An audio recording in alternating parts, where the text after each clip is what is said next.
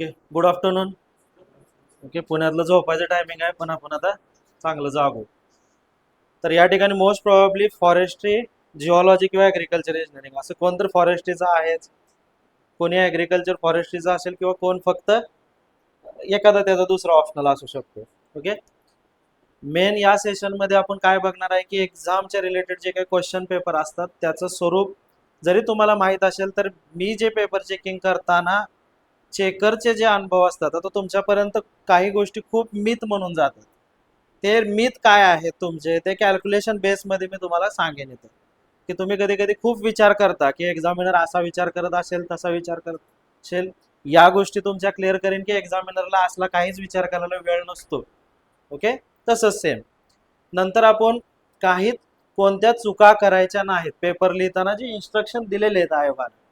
त्या इन्स्ट्रक्शन्स कशासाठी आहेत की या ठिकाणी यूपीएससीला जसं ब्लँक पेपर असतो, एक डायमेन्शन्स असते, वर क्वेश्चन प्रिंट असतो, या ठिकाणी प्रोव्हिजन अजून आयोगाचं तसं नाही. सो त्यामुळे त्यांनी काही इन्स्ट्रक्शन दिलेले आहेत की त्या इन्स्ट्रक्शन मध्ये राहून तुम्हाला क्वेश्चन पेपर सॉल्व्ह करायचा आहे. म्हणजे त्याच्यामधली सगळ्यात महत्त्वाची म्हणजे क्वेश्चन नंबरचं इन्स्ट्रक्शन असेल, एखादा क्वेश्चन तुम्ही स्किप करणार असेल तर त्या बाबतीत, किंवा एखादा क्वेश्चन तुम्ही नंतर लिहिलं तर काय होईल, समजा 1 A B C D आणि ई तुम्हाला लिहिता येत नाही आणि तुम्ही जर ई लास्टला लिहिला तर तुमचा फायदा होईल का तोटा होईल, या गोष्टी. ओके, त्याच्यानंतर अभ्यासाचं स्वरूप की एक्झॅक्ट आता जरी आपल्याकडे कमी ड्युरेशन असेल तरी हा ड्युरेशन खूप आहे आपण जर फक्त सिलेबसला फॉलो केलं तर. सो सगळ्यात मेन तुमचं कुठलाही ऑप्शनल असू दे, तुमचा बॉटनी असू दे, झुलॉजी असू दे, मॅथमॅटिक्स असू दे, आता झालेली एरर ती झालेली, ती आपण नाही चेंज करू शकत, पण या वर्षी त्या एररला इतकी व्हॅल्यू नाही जितका तुम्ही विचार करता. म्हणजे भले एखादा क्लास उपलब्ध नाही बघा एक लक्षात घ्या, जेव्हा आम्ही फॉरेस्ट ॲग्री इंजिनिअरिंग केलं यूपीएससी मध्ये आजही ॲग्री इंजिनिअरिंगला क्लास नाही. जे फक्त मी लास्ट टाइम घेतले म्हणून माझ्याकडे ते त्यांच्याकडून अप्रोच आला म्हणून 10 जण होते. म्हणजे आजही गेट फॉर ऑल आहे, पण ते फक्त एक्झाम्पल घेतं, तेही त्यांचे दुसऱ्या एक्झामला घेतलेले एक्झाम्पलचे व्हिडिओ कट करून टाकतो. म्हणजे ऑप्शनल मध्ये क्लासच असावा असं काय नाही, फक्त तुमचं काय टार्गेट असावं की सिलेबसला कसं स्टिक राहायचं आणि काय उत्तर लिहायचे, हे आपल्या ह्या सेशनचं दुसरं या ठिकाणी हे आहे. दिवस खूप आहेत हे पहिला मी पॉझिटिव्ह अँगलनं सांगतो की खूप म्हणजे खूप आहेत, कारण सिव्हिल सर्व्हिसेस म्हणजे यूपीएससीच्या बाबतीत जर आपण विचार केला तर सिव्हिल सर्व्हिसेस नंतर 1 ते 1.5 महिन्यात मुलं पूर्ण फॉरेस्ट्री, ॲग्री इंजिनिअरिंग किंवा कोणते त्यांचे 2 ऑप्शनल असतात ते करतात. आणि नॉर्मली यूपीएससी मध्ये शक्यतो मुलं असं नाहीत करत की जो फॉरेस्टला आहे तोच मी इकडे घेतो, त्यातही खूप कमी ऑप्शन आहेत जे ऑप्शनल आहेत जे मॅच होतात. जिओलॉजी एक मॅच होतो, इलेक्ट्रिकल इंजिनिअरिंग नाही, मेकॅनिकल, सिव्हिल इंजिनिअरिंग आणि असे फॉरेस्ट ॲग्री इंजिनिअरिंग तर नसतोच.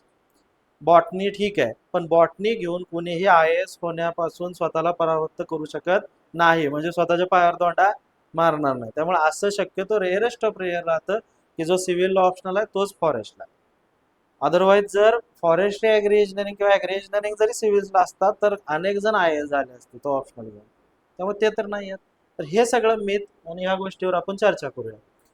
सो पहिलं महत्वाचं म्हणजे एक आहे की आधी आपण सिलेबसला बघू. मी आधी आन्सर रायटिंगच्या आधी सिलेबस बद्दल बोलतो की ज्या तुम्हाला ऑलरेडी माहित आहे, पण फक्त एक आपण रिकॅप म्हणून.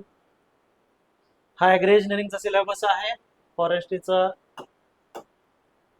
एक मिनिट हा, फॉरेस्ट्रीचा सिलेबस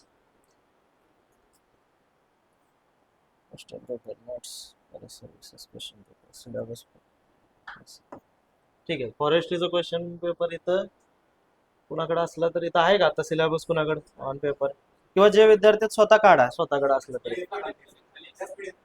हा, syllabus for agriculture and forestry एकत्र आहे, ठीक आहे. याच्यात मग ह्याच पीडीएफ मध्ये खाली जातो. मला वाटलं ते सिंगल सिंगल वाले आणले. एफ एफ एफ हा हेच आहे अल्फाबेटिकली. हा, आता सिंपल आहे तुम्हाला की या ठिकाणी त्याने सिलेबसचे पॉईंट दिलेले आहेत.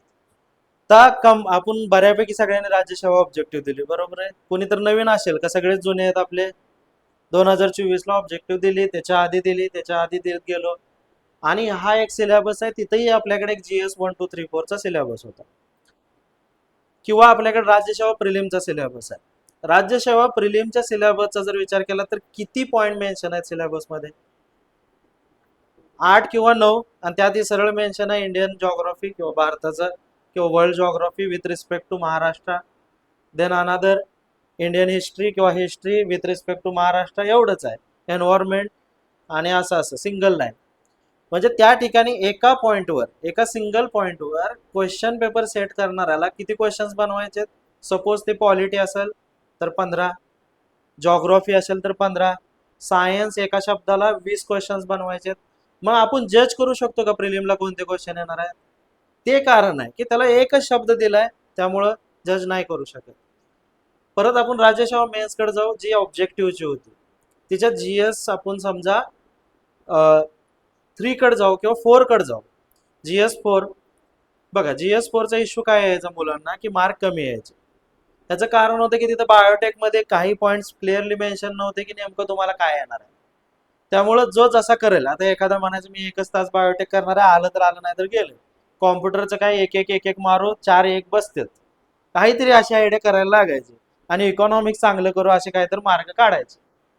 मग त्याचं कारण काय असतं की आपल्याला सिलेबस त्या ठिकाणी जो काही दिलेला आहे आयोगानं पेपर सेटरला, आता आपण पेपर सेटरच्या अँगलनं जाऊ, त्याला क्वेश्चन्स किती फ्रेम करायचे होते त्यावेळेस ऑब्जेक्टिव्हला 150 क्वेश्चन्स. 150 क्वेश्चन्स फ्रेम करताना त्याच्याकडे पॉइंट मात्र 150 नव्हते. ते जे सिलेबसमध्ये होते, समजा नॅशनल इन्कम असेल, मनी असेल, इवन पब्लिक फायनान्स असेल, सार्वजनिक वित्त असेल, आंतरराष्ट्रीय भांडवल असेल, व्यापार असेल, काय काय रिपीट यायचे. वर पण कृषी लिहिलेलं असायचं ऍग्रिकल्चर आणि खाली पण कृषी लिहिलेलं असायचं.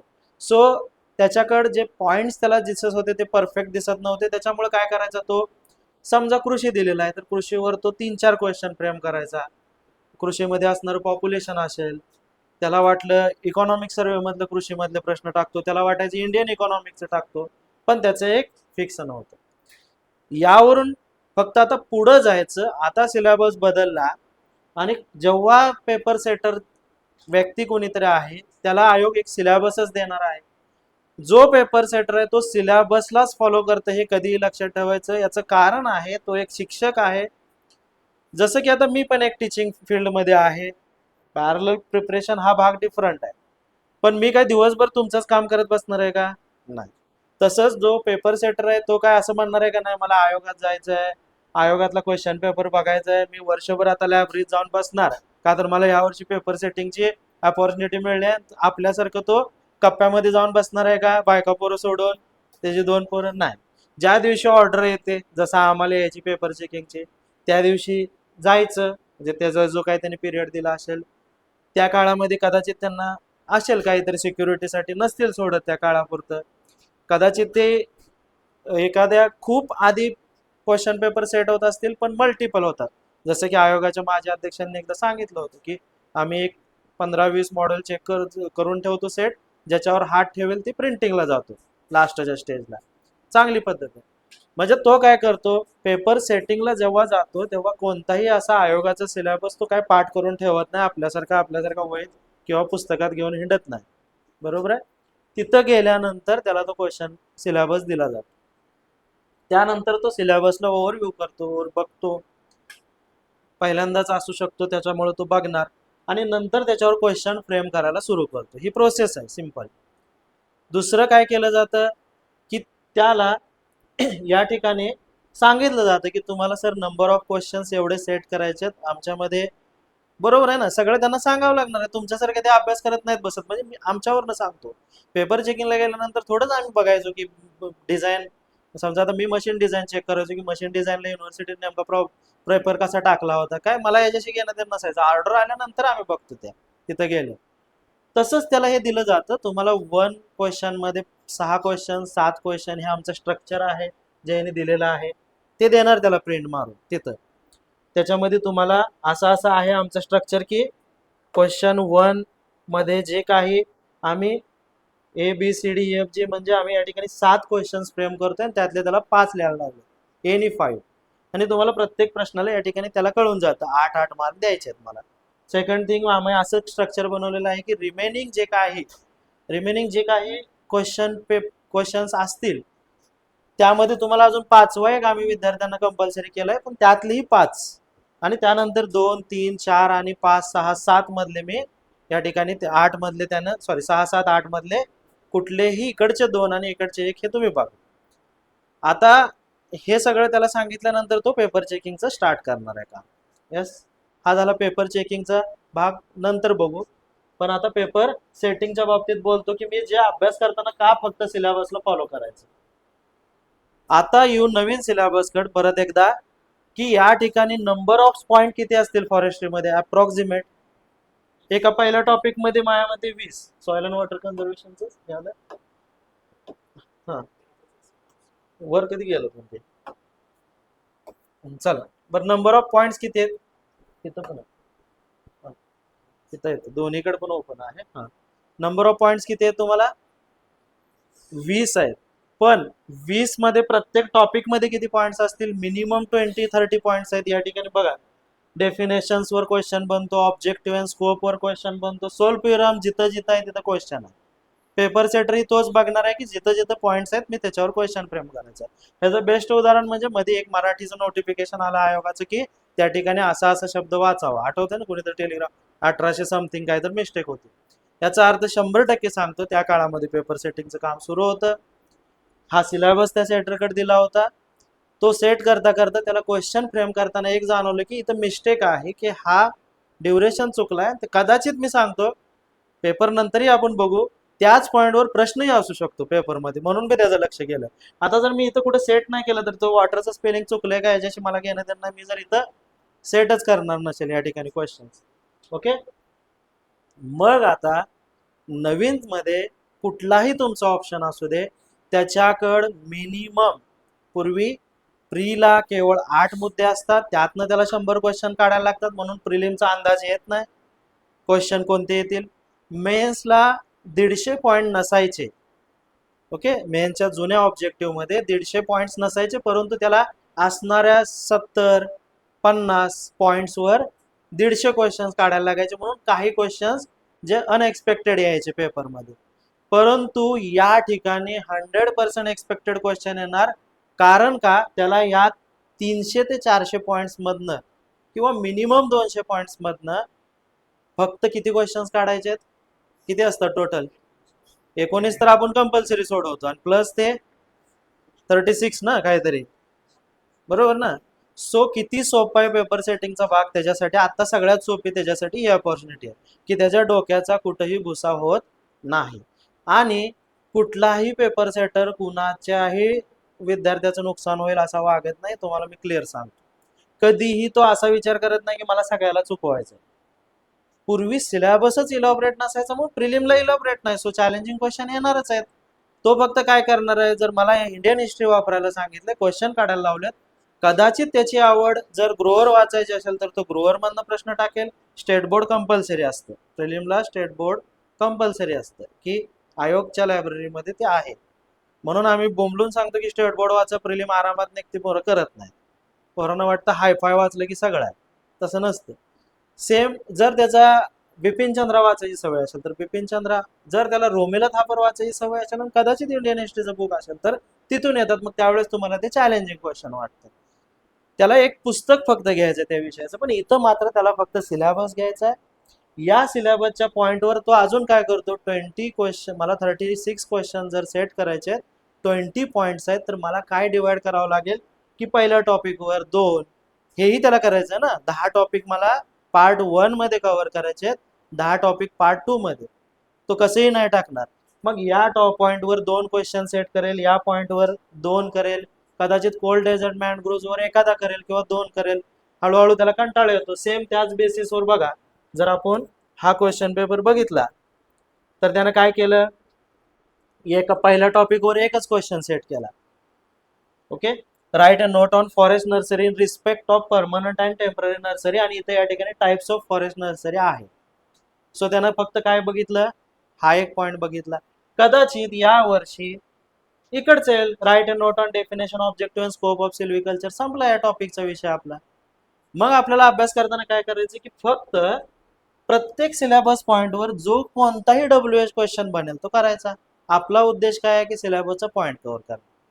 परीक्षेमध्ये प्रश्न कितीला मार्काला विचारलाय हा दुसरा मॅटर आहे की 8 मार्काला विचारला असेल तर याबद्दल आपण किंवा 15 मार्काला आहे. 15 मार्काला जर विचारलं असेल तर आपल्याला मिनिमम या ठिकाणी 1.5 पेज ते 2 पेज पर्यंत जावं. पण माझं मत आहे हे आत्ताच प्रॅक्टिस करून ठरवा. जर मला 1.5 पेज न मी लिहित असेल, दीड म्हणजे इकडची एक बाजूने, तर मला पेपर सगळा कव्हर होणं इम्पॉर्टंट आहे. एक क्वेश्चन 2 पानाचा लिहिला आणि जर शेवटचा एखादा प्रश्न स्किप होत असेल तर तो जास्त लॉस आहे. की उगच मला खूप चांगलं येते सिल्व्हिकल्चर सिस्टीम म्हणून उगच इलॅबोरेट करायचं नाही. पहिला मुद्दा. मग या ठिकाणी त्याने काय केलं, एका पॉइंटवर एक टाकला, दुसऱ्या याच्यावर बघा ही सिक्वेन्स पण जर फॉरेस्ट्रीमध्ये तर नाही, पण ऍग्रिकल्चर इंजिनिअरिंग मध्ये तर कम्प्लीट फॉलो केले, ज्यानं सेट केले त्यानं. जर दुसरा पॉइंट असा आहे की सिल्व्हिकल्चर तिसरा, दुसऱ्यावर पण एक प्रश्न टाकला त्याने हाय फॉरेस्ट सिस्टीमचा. ओके, आणि त्याचं म्हणजे बेसिकच टाकला. हा तिसराही क्वेश्चन एकदम बेसिक टाकला. डिफाईन डेझर्ट शिकवायची गरज नाही, कुणी कसे लिहू शकतं. कोण कोल्ड डेझर्ट लिहिल, कोण हॉट डेझर्ट लिहिल. डिफाईन डेझर्ट तुमच्या भाषेत. Write a note on cold desert flora, तिथला फ्लोरा बद्दल लिहा. आता इथं तुम्ही उत्तर लिहिताना स्पेसिफिक राहायचं, लय डोकं लावायचं ना. फ्लोरा विचारलं फ्लोरा लिहायचं, फॉना लिहायचं नाही. नाही तर लय येतंय म्हणून पण नाही, त्याला वेळ नाही तुमचं उत्तर चेक करत बसायला. तुम्हाला हाय मस्त वेळ, तुम्ही नाही काय काम दुसरं. हे झालं. मग हे सेम त्यानं 2 क्वेश्चन सेट केले. राईट ए नोट वॉटर मॅनग्रुव्ज, कारण त्यात 2 सब पॉइंट्स आहेत.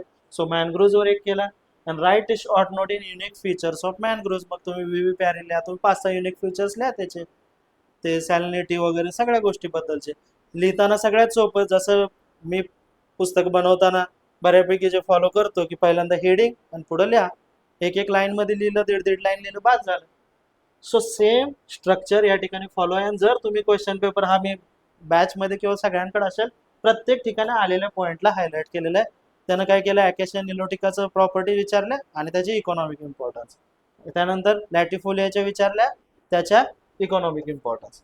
आता या ठिकाणी पहिला पॉइंट जर तुमचा क्लिअर झाला असेल की आपल्याला काय करायचं आहे, आता शेवटच्या टप्प्यात अभ्यास करताना तुम्ही कितीही मटेरियल वाढवा, आता मटेरियल रिडक्शनवर भर द्या.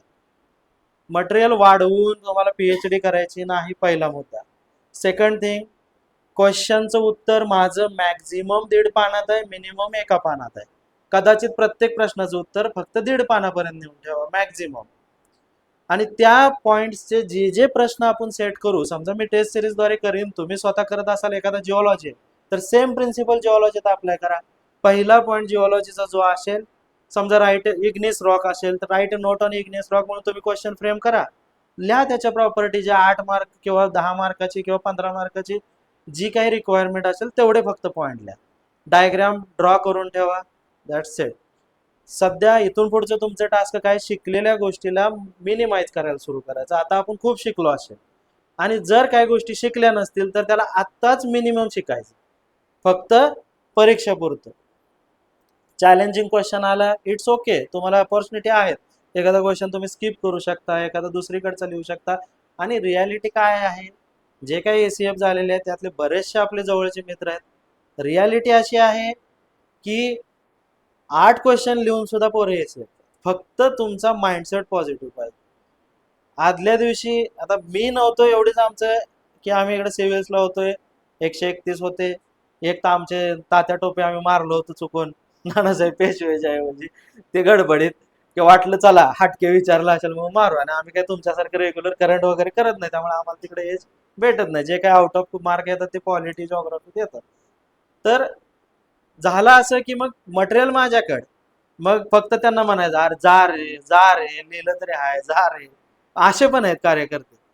सो एक महत्वाचं काय आहे की तुम्ही फक्त आत्ता हे 2-3 वर्षी मस्त अपॉर्च्युनिटी आहे, इव्हन सिव्हिल्सला ॲज वेल एज फॉरेस्टला. सिव्हिलला एखादा कॅन्डिडेट जात असेल ना, जे आपलं जुनं नॉलेज आहे हाय असं उतरवून या. तुम्हाला जर भक्ती मुवमेंट विचारली, जरी आपण तिकडे निघालो असलो तरी सांगतो की आपल्याला जे त्यातनं मला कन्सेप्ट क्लिअर करायचं. भक्ती मुवमेंट विचारली, नाही काय जमलं तर थोडं तरी आपण ज्ञानेश्वरांबद्दल लिहू शकतो, तुकारामांबद्दल लिहू शकतो. बरं सहजच डोकं शांत आठवायचं, फॉरेस्ट आठवायचं. तुकारामांनी त्यांच्या गाथेतून या ठिकाणी अवेअरनेस करता करता वनांचंही महत्व सांगितलं. लिहा वृक्षवल्ली आमासोरी, झाला विषय कट. लिहायचेच किती आहेत, एक पान कंप्लीट करायचं. भक्ती मुवमेंट तर एका पानात तर तुम्ही सगळी तर मांडू शकत नाही त्यांच्या पुढे, आणि त्यांची अपेक्षाही नाही आहे. सेम इथं आहे की आपण क्लिअर फिलिंग सिस्टीम कम्प्लीट मांडू शकतो का एका पानात, नाही. आणि त्याच्यामध्ये सगळं वाचल्यानंतर एक त्यांनी शेवटी पॉईंट टाकलाय, कन्व्हर्जन ऑफ सिस्टीम. म्हणजे काय करा की तुम्ही एका ठिकाणी दुसरी पण सिस्टम अडॉप्ट करू शकता. सो एक कन्फर्म आहे की काही गोष्टी स्पेसिफिक नाही आहेत. सो आन्सर फक्त कंप्लीट करणे हे आपलं पहिलं टास्क पाहिजे, परंतु त्या विदिन फ्रेममध्ये की तेच उत्तर पाहिजे. थोडंफार त्याला ट्राय करायचं 100%. बरं, हा झाला क्वेश्चन पेपरचा पॅटर्न आणि सिलेबस ह्या दोन्हीचा आता ब्लेंड कसं करायचं तुम्ही, तर या पद्धतीने की जे मी त्या फॉरेस्टच्या टेस्ट सिरीजमध्ये घेणार आहे, प्लस तुम्ही म्हणजे आता काय झालंय की बॅचची पोरांचं एवढे ऍक्टिव्हिटी फास्ट आहे म्हणजे सगळ्या, की ते प्रश्न टाकल्या टाकल्या लिहून पाठवतात. त्याच्यामुळं त्यांच्या ऍक्टिव्हिटीला कंटाळून आम्ही त्यांना सेपरेट काढले. म्हणजे तो उलट मला म्हणायचं आहे की ते लिहूनच पाठवत नाहीत. त्यापेक्षा सेपरेट या ठिकाणी तुम्ही लिहा त्या कोर्समध्ये आणि मला पाठवा, जेणेकरून इव्हॅल्युएशन सेपरेट होईल. हे झाला हा भाग आणि त्याच्याद्वारे आपण सिलेबस पण कव्हर करू. आता परत येऊ की काही जे तुमच्यामध्ये मिथ्स आहेत ते दूर करतो मी. पहिला मुद्दा की जर तुम्हाला कुठून अशी इन्फॉर्मेशन आली असेल की अवघड अवघड प्रश्न लिहिल्यानंतर मार्क मिळतात, तर हे पूर्णपणे चुकीचं आहे. त्याचं कारण सांगतो. सेम आता माझी प्रोसेस सांगतो कामाची. ज्यावेळेस मी रिझाईन देण्यापूर्वी लेक्चरशिपचं जे ह्याच फील्डमध्ये UPSCची प्रिलिम निघाली म्हणून आम्हाला आली होती रिझाईन देऊया, तर मग त्यावेळेस ऑर्डर आल्यानंतर एक कॅपची येते सेंट्रल असेसमेंट प्रोसेसची युनिव्हर्सिटीची. मग नंतर त्यांना स्टाफ डेझिग्नेट केला जातो आणि एक 4-1 दिवसांत जायचं असतं. त्याच्यानंतर आम्हाला तिथपर्यंत काय माहित नसतं. आता आम्ही तिथे गेल्यानंतर आम्हाला ते गट्टे आधी एनरोल करून गट्टे दिले जातात, बरोबर आहे. तुम्ही प्रोसेस इमॅजिन करा की मला एक गट्टे दिले तर तुम्ही सगळे पेपर चेक करत असं समजा. गट्टे दिले, एका वेळी 40च पेपर देतात युनिव्हर्सिटीमध्ये. लय पेपर देत नाहीत कारण त्याचे 40 संपू दे म्हणतात आधी. आणि ते पण बरोबर आहे. एक पेपर तो युनिव्हर्सिटीचा मिनिमम 30 पेजेसचा असतो लिहिलेला. 30 पेजेस चेक करायला लागणारा ड्युरेशन अंदाजे किती असू शकतो? ऑब्विसली लागणार ना, एक 10 मिनिट तरी मला लागणार आहेत, कमीत कमी 10-15 मिनिट. ते पण युनिव्हर्सिटीचा आहे म्हणून मी कॅज्युअल प्रश्न थोडं घेणार, कारण माझा आमच्यासारख्याचा तर उद्देश असतो ते बिचारा कसं बी 40च्या वर जावं आणि जर काय 28 पैसे राहिलं तर 32 पैसे तर नेऊन टाकावं. ओके, तर ते सरळ उद्देश राहतो. आणि जर चांगला लिहिलं तर जाऊ दे त्याला जास्त मार्क. मग या उद्देशाने जरी आपण गेलो तर एका पेपरला 15 मिनिट धरा.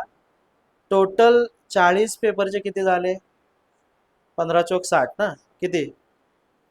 600 मिनिट्स ना, डिवायडेड बाय 60 करतो ना, किती झाले? 10 आवर्स. 10 आवर्स कॅपॅसिटी आहे का? 8च तास असतं. असेसमेंट 10ला सुरू होतं आणि 5ला बंद होतं. 7च तास आहेत तसं विचार केला तर. ओके, कारण जसं रात्री आल्यावर तर तुम्ही रात्रीत एखादा पेपर बदला, बरोबर. थोडा ऍक्सेस दिला जातो पण 6 धरा जास्तीत जास्त, त्याच्या पुढे नसतं. परत ते जर शिल्लक राहिले असले तुमचे चेक करायचे तर जमा करायचे असतात, रिपोर्ट सबमिट करायचा आणि जायचं. पण शक्यतो ते संपतात. इतक्या वेगात चेक करून सुद्धा फक्त आपल्याला वेळ मिळतो 12 ते 15 मिनिट. या वेळात मी तिथे गेल्यानंतर मला काही कामधंदा नाही का की या पेपर मधला अवघड प्रश्नांची एक लिस्ट काढतो आणि सोप्या प्रश्नाची एक लिस्ट काढतो आणि जसा येईल सोपा प्रश्न लिहिला की त्याला कमी मार्क देतो आणि अवघड लिहिला की त्याला जास्त. असं शक्य आहे का? प्रॅक्टिकली विचार करा ना, तुम्ही पण त्या ठिकाणी शिक्षक आहे. सो असं काही अस्तित्वात नाही. हा झालं पहिलं. त्यामुळं गपचूप जे येतं ते सिक्वेन्सनं लिहायचं. काहीही क्रिएटिव्हिटी करायला जायचं नाही.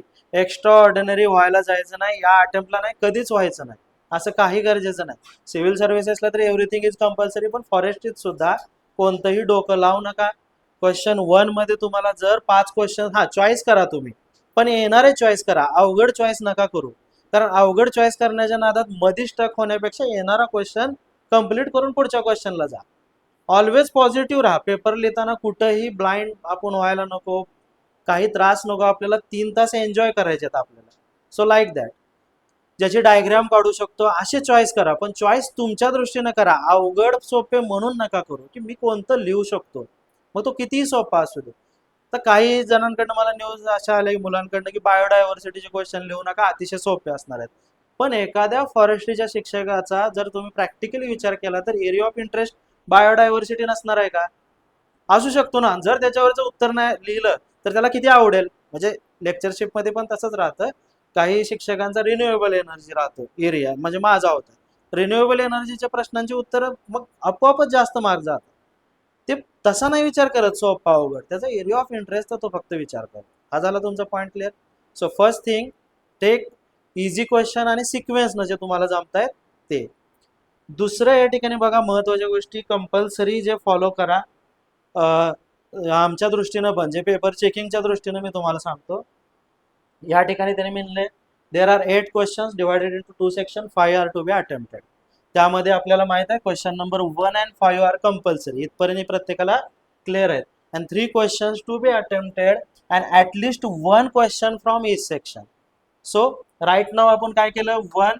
मग आता तुमचं काम काय आहे, कधी कधी असं पण आहे शांतपणे पेपर दिल्यावर तुम्ही क्वेश्चन चूज करा किंवा सगळा पेपर वाचा, पण चूज नका करू. पहिला क्वेश्चन सोडवल्यावर पण तुम्ही चॉईस करू शकता. तो इंजिन तापतं ना आपली गाडीला, जरा रुटीनला लागते. आधी रुटीन नसतं, पण रुटीन नसलेल्या ठिकाणी हे तर कंपल्सरी आहे की क्वेश्चन 1 मला सोडवायचं. क्वेश्चन 1च फक्त सोडवायचा, 5 जरी कंपल्सरी आला तर सोडवायचा नाही. हे मी का ते सांगतो. 1 सोडवला, येस 1 सोडवल्यानंतर मग तुम्ही चॉईस करा. मी दुसरा, कारण 1 मधलं एखाद्या प्रश्नाचं नॉलेज 5व्यात असू शकतं, 3ऱ्यात असू शकतं, 2ऱ्यात असू शकतं. ते इम्प्लिमेंट करून मी तिसरा आणि दुसरा चांगला सोडवू शकतो. सेकंड सेक्शन मध्ये मी एकच चॉईस करणार. हे झालं क्लिअर. आणि मग सिक्वेन्सनं कामाला लागा. क्वेश्चन 1 सोडवला, देन किंवा आधी जे 3 क्वेश्चन सोडवणार आहे ते चॉईस केले. दुसरा क्वेश्चन सोडवणार असला दुसऱ्या क्वेश्चनला लागा. हे झालं तुमचं काम. Second thing, the number of mark carried by the question and sub question is indicated against it. पुढे लिहिलेले आहेत 18, 5 sorry 8, 15 what keep in the mind word limited indicate the questions if any. जर काय वर्ड लिमिट लिहिले असतील ते सिव्हिल्सला आहे. या ठिकाणी वर्ड लिमिटचा एवढा उल्लेख येत नाही, परंतु वर्ड लिमिट आपण आत्ता टाकायचे स्वतःला की मी 1 पान लिहून किंवा 1.5 पान लिहून 15 मार्कालाच क्वेश्चन पेपर कम्प्लीट कव्हर करू शकतो. जर माझी अजून लिहिण्याची ॲबिलिटी असेल तर मी 15ला 2 पान जाईन आणि याला 1.25 पान जाईन. पण जास्त गेला म्हणून मार्क जास्त येतात हा तुमचा भ्रम डोक्यातनं काढा. जास्त लिहिण्यापेक्षा बघा जावेद अख्तरचं एक वाक्य आहे की बुद्धिमान माणूस हा कुठलीही चांगली गोष्ट किंवा कोणतीही गोष्ट कमी शब्दात सांगतो जर तुमचा अभ्यास असेल तर. आणि जर तुमचा एखाद्या गोष्टीबद्दल अभ्यास नसेल तर तुम्ही लय बडबडता. आणि लय बडबडत तुम्ही अचानक तुम्हाला शिकवायला येईना तर असे लय शिक्षक आहेत की ते अचानक इन्स्पिरेशन लेक्चरकडे जातात की जे काहीच कामाचं नसतं. कारण अभ्यास आणि इन्स्पिरेशन मी तर म्हणेन डायरेक्ट डिफरंट आहे. किती इन्स्पायर झाला तर अभ्यास असल्याशिवाय लिहूच शकणार नाही. नाहीतर मस्त संजू सॅमसंगची बॅटिंग बघितली आता मी इन्स्पायर होणार, त्याला पण मी बी लिहून, त्याचा काही यूज नाही. इन्स्पिरेशन तुम्हाला निगेटिव्ह मधनं पॉझिटिव्ह करतं, पण स्टडी शिवाय रिझल्ट नाही. So like that unnecessary data delete करून डायग्रॅम, फ्लो चार्ट ह्यातनं तुम्ही जेवढं उत्तराचं रिप्रेझेंटेशन द्याल ते सांगेन त्याबद्दल पण ते योग्य.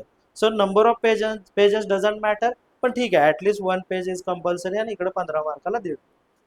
पण गणित असेल तर 1.5 पेज पर्यंत न्यायची गरज नाही. एखादा एक्झाम्पल ॲग्रिकल्चर इंजिनिअरिंगची खूप सोपी आहे तर ती तुम्ही आरामात लिहू शकता. whenever option has given, आता हा इतका काय गरज नाही. Only required number of responses in serial order attempted shall be assess. ठीक आहे. जर त्यांनी ऍक्च्युली या ठिकाणी आपण बघूया की ऑप्शन्स म्हणण्यापेक्षा त्याला आपण म्हणूया बघा कधी कधी मी एक टाकलाय तसा 8A किंवा 4A 4B 4C असं असतं. आणि कधी कधी त्यात पण लिहिलेलं असतं की खालच्या फक्त 2 डेफिनेशन लिहा. तर ते पण एक त्याने सांगितलेलं आहे की तुम्ही त्यातही तुम्ही किती अटेम्प्ट करायचे 2. त्याच्याऐवजी 3 केले तर आम्हाला तिसऱ्याशी घेणं देणं नाही, त्यात तुम्ही 2च करा. असे 2-3 असे एक्सेस रिस्पॉन्स जे काही तुम्ही दिला असेल, जी कुठं तर सांगतात ना की असे एक होते की ते म्हणायचे त्यांनी लिहिलेलं असायचं कुठलेही 5 लिहा आणि मी आता पेपर असा सोडून आलो की 8 पैकी कुठले बी 5 सोडवा. मला कामधंदा आहे, तुझं ते बघायला मोकळा नाही. 8 पैकी कुठले पण 5 चेक करा. हे आमचं तसलं बघायला आम्ही आलेलो नाही. आम्ही फक्त काय करणार 1 ते 5 चेक करणार, 5 कंप्लीट झाले, पुढचे 6, 7, 8 जे एक्स्ट्रा सोडवले ते घरी तुझ्या. त्याच्या पुढे डायरेक्ट खाट असतात, त्याचं काउंटिंगचा संबंधच येत नाही. So excess responses shall not be assessed and shall be ignore. हेच वाक्य same. Candidate are exempted to answer all sub questions of the questions together. ठीक आहे. Exempted if sub questions or question is attempted elsewhere. आता इथं एक महत्वाचं आहे, जर तुम्हाला मी मागाशी म्हणलं होतं क्वेश्चन नंबर 1 मधला ई तिथं अचानक जमला नाही आणि तुम्हाला परत वाटलं की मी आता युरेका लिहू शकतो, या सगळ्याच्या मिळून मी थापा त्याच्यात टाकतो, म्हणून तुम्ही त्याला 7वा क्वेश्चन अटेम्प्ट केल्यानंतर जर शेवटी 1E म्हणून लिहित असाल की 10वीला कॉपी बिपी मिळली तर लिहिलं तर चालत होतं, आता अचानक 1E ची कॉपी आली आता शेवटी लिहितो, तर तसं इथं नाही. हे ओव्हरलुक केलं जाईल किंवा ते चेक होणार नाही, 0 मार्क मिळतील. सो तुमचं काय करायचं, तुम्हाला जर 1E लिहायचं आहे किंवा 1F लिहायचं आहे आणि एक क्वेश्चन बाकी आहे, तर तिथं ब्लँक स्पेस, एक पान सोडा, 2 पान पण सोडा, बिंदास सोडा. त्याचंही कारण सांगतो. समजा तुम्हाला वाटते की एक पानात उत्तर नाही होणार आणि कदाचित पलीकडे 2-3 लाईनी जाणार आहेत, तर 2 पेजेस सोडावे लागतील. पाठपुट म्हणतोय मी, 2 पेजेस. आलं लक्षात? ही बाजू आणि ही बाजू. 15 क्वेश्चनला मी 2 म्हणतोय, ते 2 असे नाहीत बरं का. हे असं तसंच मोजा. एक बाजू म्हणजे 1 आणि दुसरी बाजू म्हणजे 2. तर ते 2 सोडले. It's okay. आणि मग तुमचा 2A 2B सुरू करा. समजा तुम्हाला 3 मधला पण घेतला आणि इकडंही काहीच जमेना, पेपरमध्ये काहीच जमेना, जिओलॉजी असेल नाही तर माझं काय व्याज. पण एक एक एक एक एक एक जिओलॉजी सगळे सोपे आहेत ऑप्शनल, हे आधी मी सांगतो.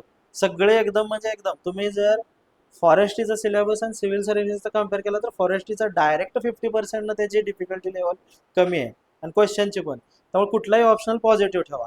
पण तरी अचानक काय झालंय, काठावर वाचलंय सगळं पार आदल्या आठवड्यात, तर ते थोड्या वेळ सुचत नाही, पण बघा शेवटी खूप सुचतं. सगळ्याला अनुभव असेल. शेवटी इतकं सुचतं की ते पेपर वाढायला लागतो त्याला, आणि सुरुवातीला इकडं इकडं काय मिळतंय का हे असतं. मग तसंच आहे सेम, जे आपण इंजिनिअरिंगला केलं ना, तर त्यात समजा मॅक्झिमम इंजिनियर असतील, तर काय आदल्या दिवशीवरच तर सगळी कमाल होती. म्हणजे माझी तर ट्रिक काय होती की संध्याकाळी 9ला झोपायचं फिक्स. आमच्या कॉलेजला तसं होतं की 9ला, म्हणजे माझं शेड्यूल 9ला झोपायचं, 1ला उठायचं आणि तिथं पोहे बिहे मिळायचे, पोहे बिहे खाऊन यायचं, आणि म्हणजे 2 पासून जे सुरू करायचं ते 10ला पेपर असायचं, ते पेपरलाच जायचं डायरेक्ट. ह्याचं कारण काय होतं, तर ते वाचलेलं लक्षात राहतं ना, तेवढंच. झोपलं की विसरणार. त्यापेक्षा ते सलग वाचायचं आणि 10ला पेपरला जायचं आणि 100% लिहिला जायचं, आणि आपलं टार्गेटच किती असायचं. म्हणजे टार्गेट फक्त आपल्या बॅचच्या मागं नाही राहायचं ना. त्यात कुठं काय पहिला नंबर आला मग कुठं अवॉर्ड दिलाय कोणाला. तर तसंच आहे ना सेम. जे फक्त बॅक राहायचं नाही, शेवट सगळी लाईफ पुढंच आहे. तुम्ही किती एक्स्ट्रा कोर्सेस करताय, तुम्ही किती पद्धतीने क्वांट रिझनिंग देताय, इंजिनिअरिंग तर कम्प्लीटच करायचं. आणि हेही माहित आहे की इंजिनिअरिंगला मार्क येतातच. 40 तर मिनिमम आहेत, पण चांगला पेपर लिहिला तर 60, पण 80 तर कोण देतच नाही, आणि मिळून बी काय फायदा नाही.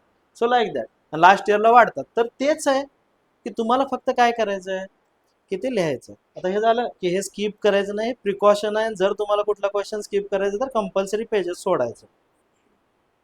नीट स्केचेस.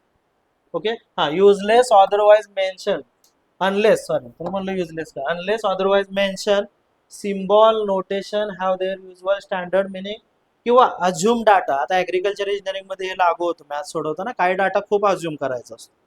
म्हणजे मॅनिंग्स कोएफिशियंट असेल किंवा रन ऑफ व्हेलॉसिटी कधी कधी अज्युम करायला लागते. तर ते तुमच्या मर्जीनं की अज्युम वर लेबर चार्ज 500 रुपये. आता एखादा चिंगूट असेल आपल्यातलाच कोणतर, तो 300 देईल लेबरला, मी 500 करेन. तर त्याच्यानुसार उत्तर व्हॅरी होणार आहे. म्हणजे ते ट्रॅक्टरवर एक ते एक्झाम्पल असतात ते ड्रायव्हरचं, किंवा कॉस्ट काढायची असते त्या कामाची. तर तिथं लेबर चार्ज तुम्ही लावाल तसं आहे. तुम्ही लयच फ्री हँड असाल तर 1000 द्या, पण जरा कॉस्ट वाढणार त्या फ्लोईंगची, कुठल्याही ऑपरेशनची. तर सो अज्युम करा. डाटा तुम्हाला गरजेचा आहे, जिथं नेसेसरी आहे तो डाटा तुम्ही अज्युम करा. हे क्लिअर आहे. Need sketches may be drawn Wien ever required. जेव्हा गरजेचं आहे तेव्हा डायग्राम ड्रॉ करा. पण मी म्हणेन आपल्याला प्रत्येक ठिकाणी डायग्राम गरजेचे आहे, ड्रॉ करायचेच. जितक्या डायग्राम ड्रॉ करणं शक्य आहे. इवन नसलेली डायग्राम पण क्रिएट करायला बघा. एखादं स्पियर काढून, एखादं फुल काढून, एखादी, म्हणजे त्याला फ्लो चार्ट म्हणतो, पण जरा वेगवेगळ्या डायमेन्शनच्या. ओके, तसं करा. सो डायग्राम जिथं गरजेचं आहे तिथं काढा. त्याच्यानंतर हा, the medium of answer should be mention on answer book. ते आहेच, आपलं इंग्लिशच आहे त्यामुळे फॉरेस्टला काही इश्यू नाही. क्लेम्ड ऑन ऍप्लिकेशन आणि प्रिंटेड ऑन ऍप्लिकेशन, काय असेल ती का ऍडमिट कार्ड. हे मीडियमचं झालं. अजून एक आहे की हा, स्ट्रक बुक हे राहिलं होतं. Any page or portion of the page left blank in the answer sheet must clearly struck off. हे महत्वाचं. आता ह्याची सगळी कारणं सांगतो. मी मगाशी काय म्हणलो होतं स्टार्टला, 10 मिनिट मॅक्झिमम मी पेपर चेक करू शकतो, पण पेपर असतो 60 पेजेसचा. मग आता मला सांगा, एक तर मी आन्सर इव्हॅल्युएट करू का उरलेल्या पेजेसवर रेषा मारत बसू? हे कुणासाठी प्रोव्हिजन आहे खरं? चेकरसाठी. आणि स्ट्रक करण्याचं कारण असतात की नंतर कोणी लिहू नये हे पण असेल. पण दुसरा मुद्दा, आम्हाला इन्स्ट्रक्शन दिल्या जातात युनिव्हर्सिटीत की तुम्ही ते स्ट्रक करा, पण आयोगाने इथं स्ट्रिक्ट कुणावर रिस्पॉन्सिबिलिटी टाकली? ते स्टुडंटवर. म्हणून जिथं जिथं तुमचा ब्लँक स्पेस शिल्लक राहील, आता मी मागाशी म्हणलं होतं की इथं 2 पानं सोडली आणि उत्तर किती आलं? एकच पानाचं आलं. तर तुम्ही काही प्रेशर घ्यायचं नाही. भले मागची बाजू ब्लँक राहिली असली तर फक्त तुमचं मात्र काम काय आहे? तिथं रेष मारायचं. अजून तुम्हाला एक चांगलं सांगतो की ज्याच्यामध्ये चेकरचं काम कमी होतं. एक हॅबिट असते की आम्ही चेक करत करत जातो. ऍक्च्युली असं टिक मार्क युनिव्हर्सिटीत तर अलाउड नाही. मला वाटतं आयोगात पण नसेल की असं म्हणजे उत्तराला असं असं असं करायचं नसतं.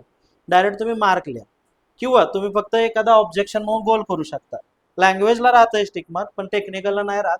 कारण जर तुम्ही बरोबर म्हणताय तर तुम्ही आउट ऑफ असं त्यांचं म्हणणं आहे. तुम्ही बरोबरच म्हणताय ना, मग तुम्ही 4 देताय, एकाला 6 देताय, एकाला 8 देताय. सो तशा मार्किंगची गरज नाही. तुम्ही डायरेक्ट मार्क लिहू शकता. तुम्ही डायरेक्ट 0 लिहू शकता, 5 लिहू शकता, 4 लिहू शकता. भले इथं मार्किंग असू दे, तो भाग वेगळा.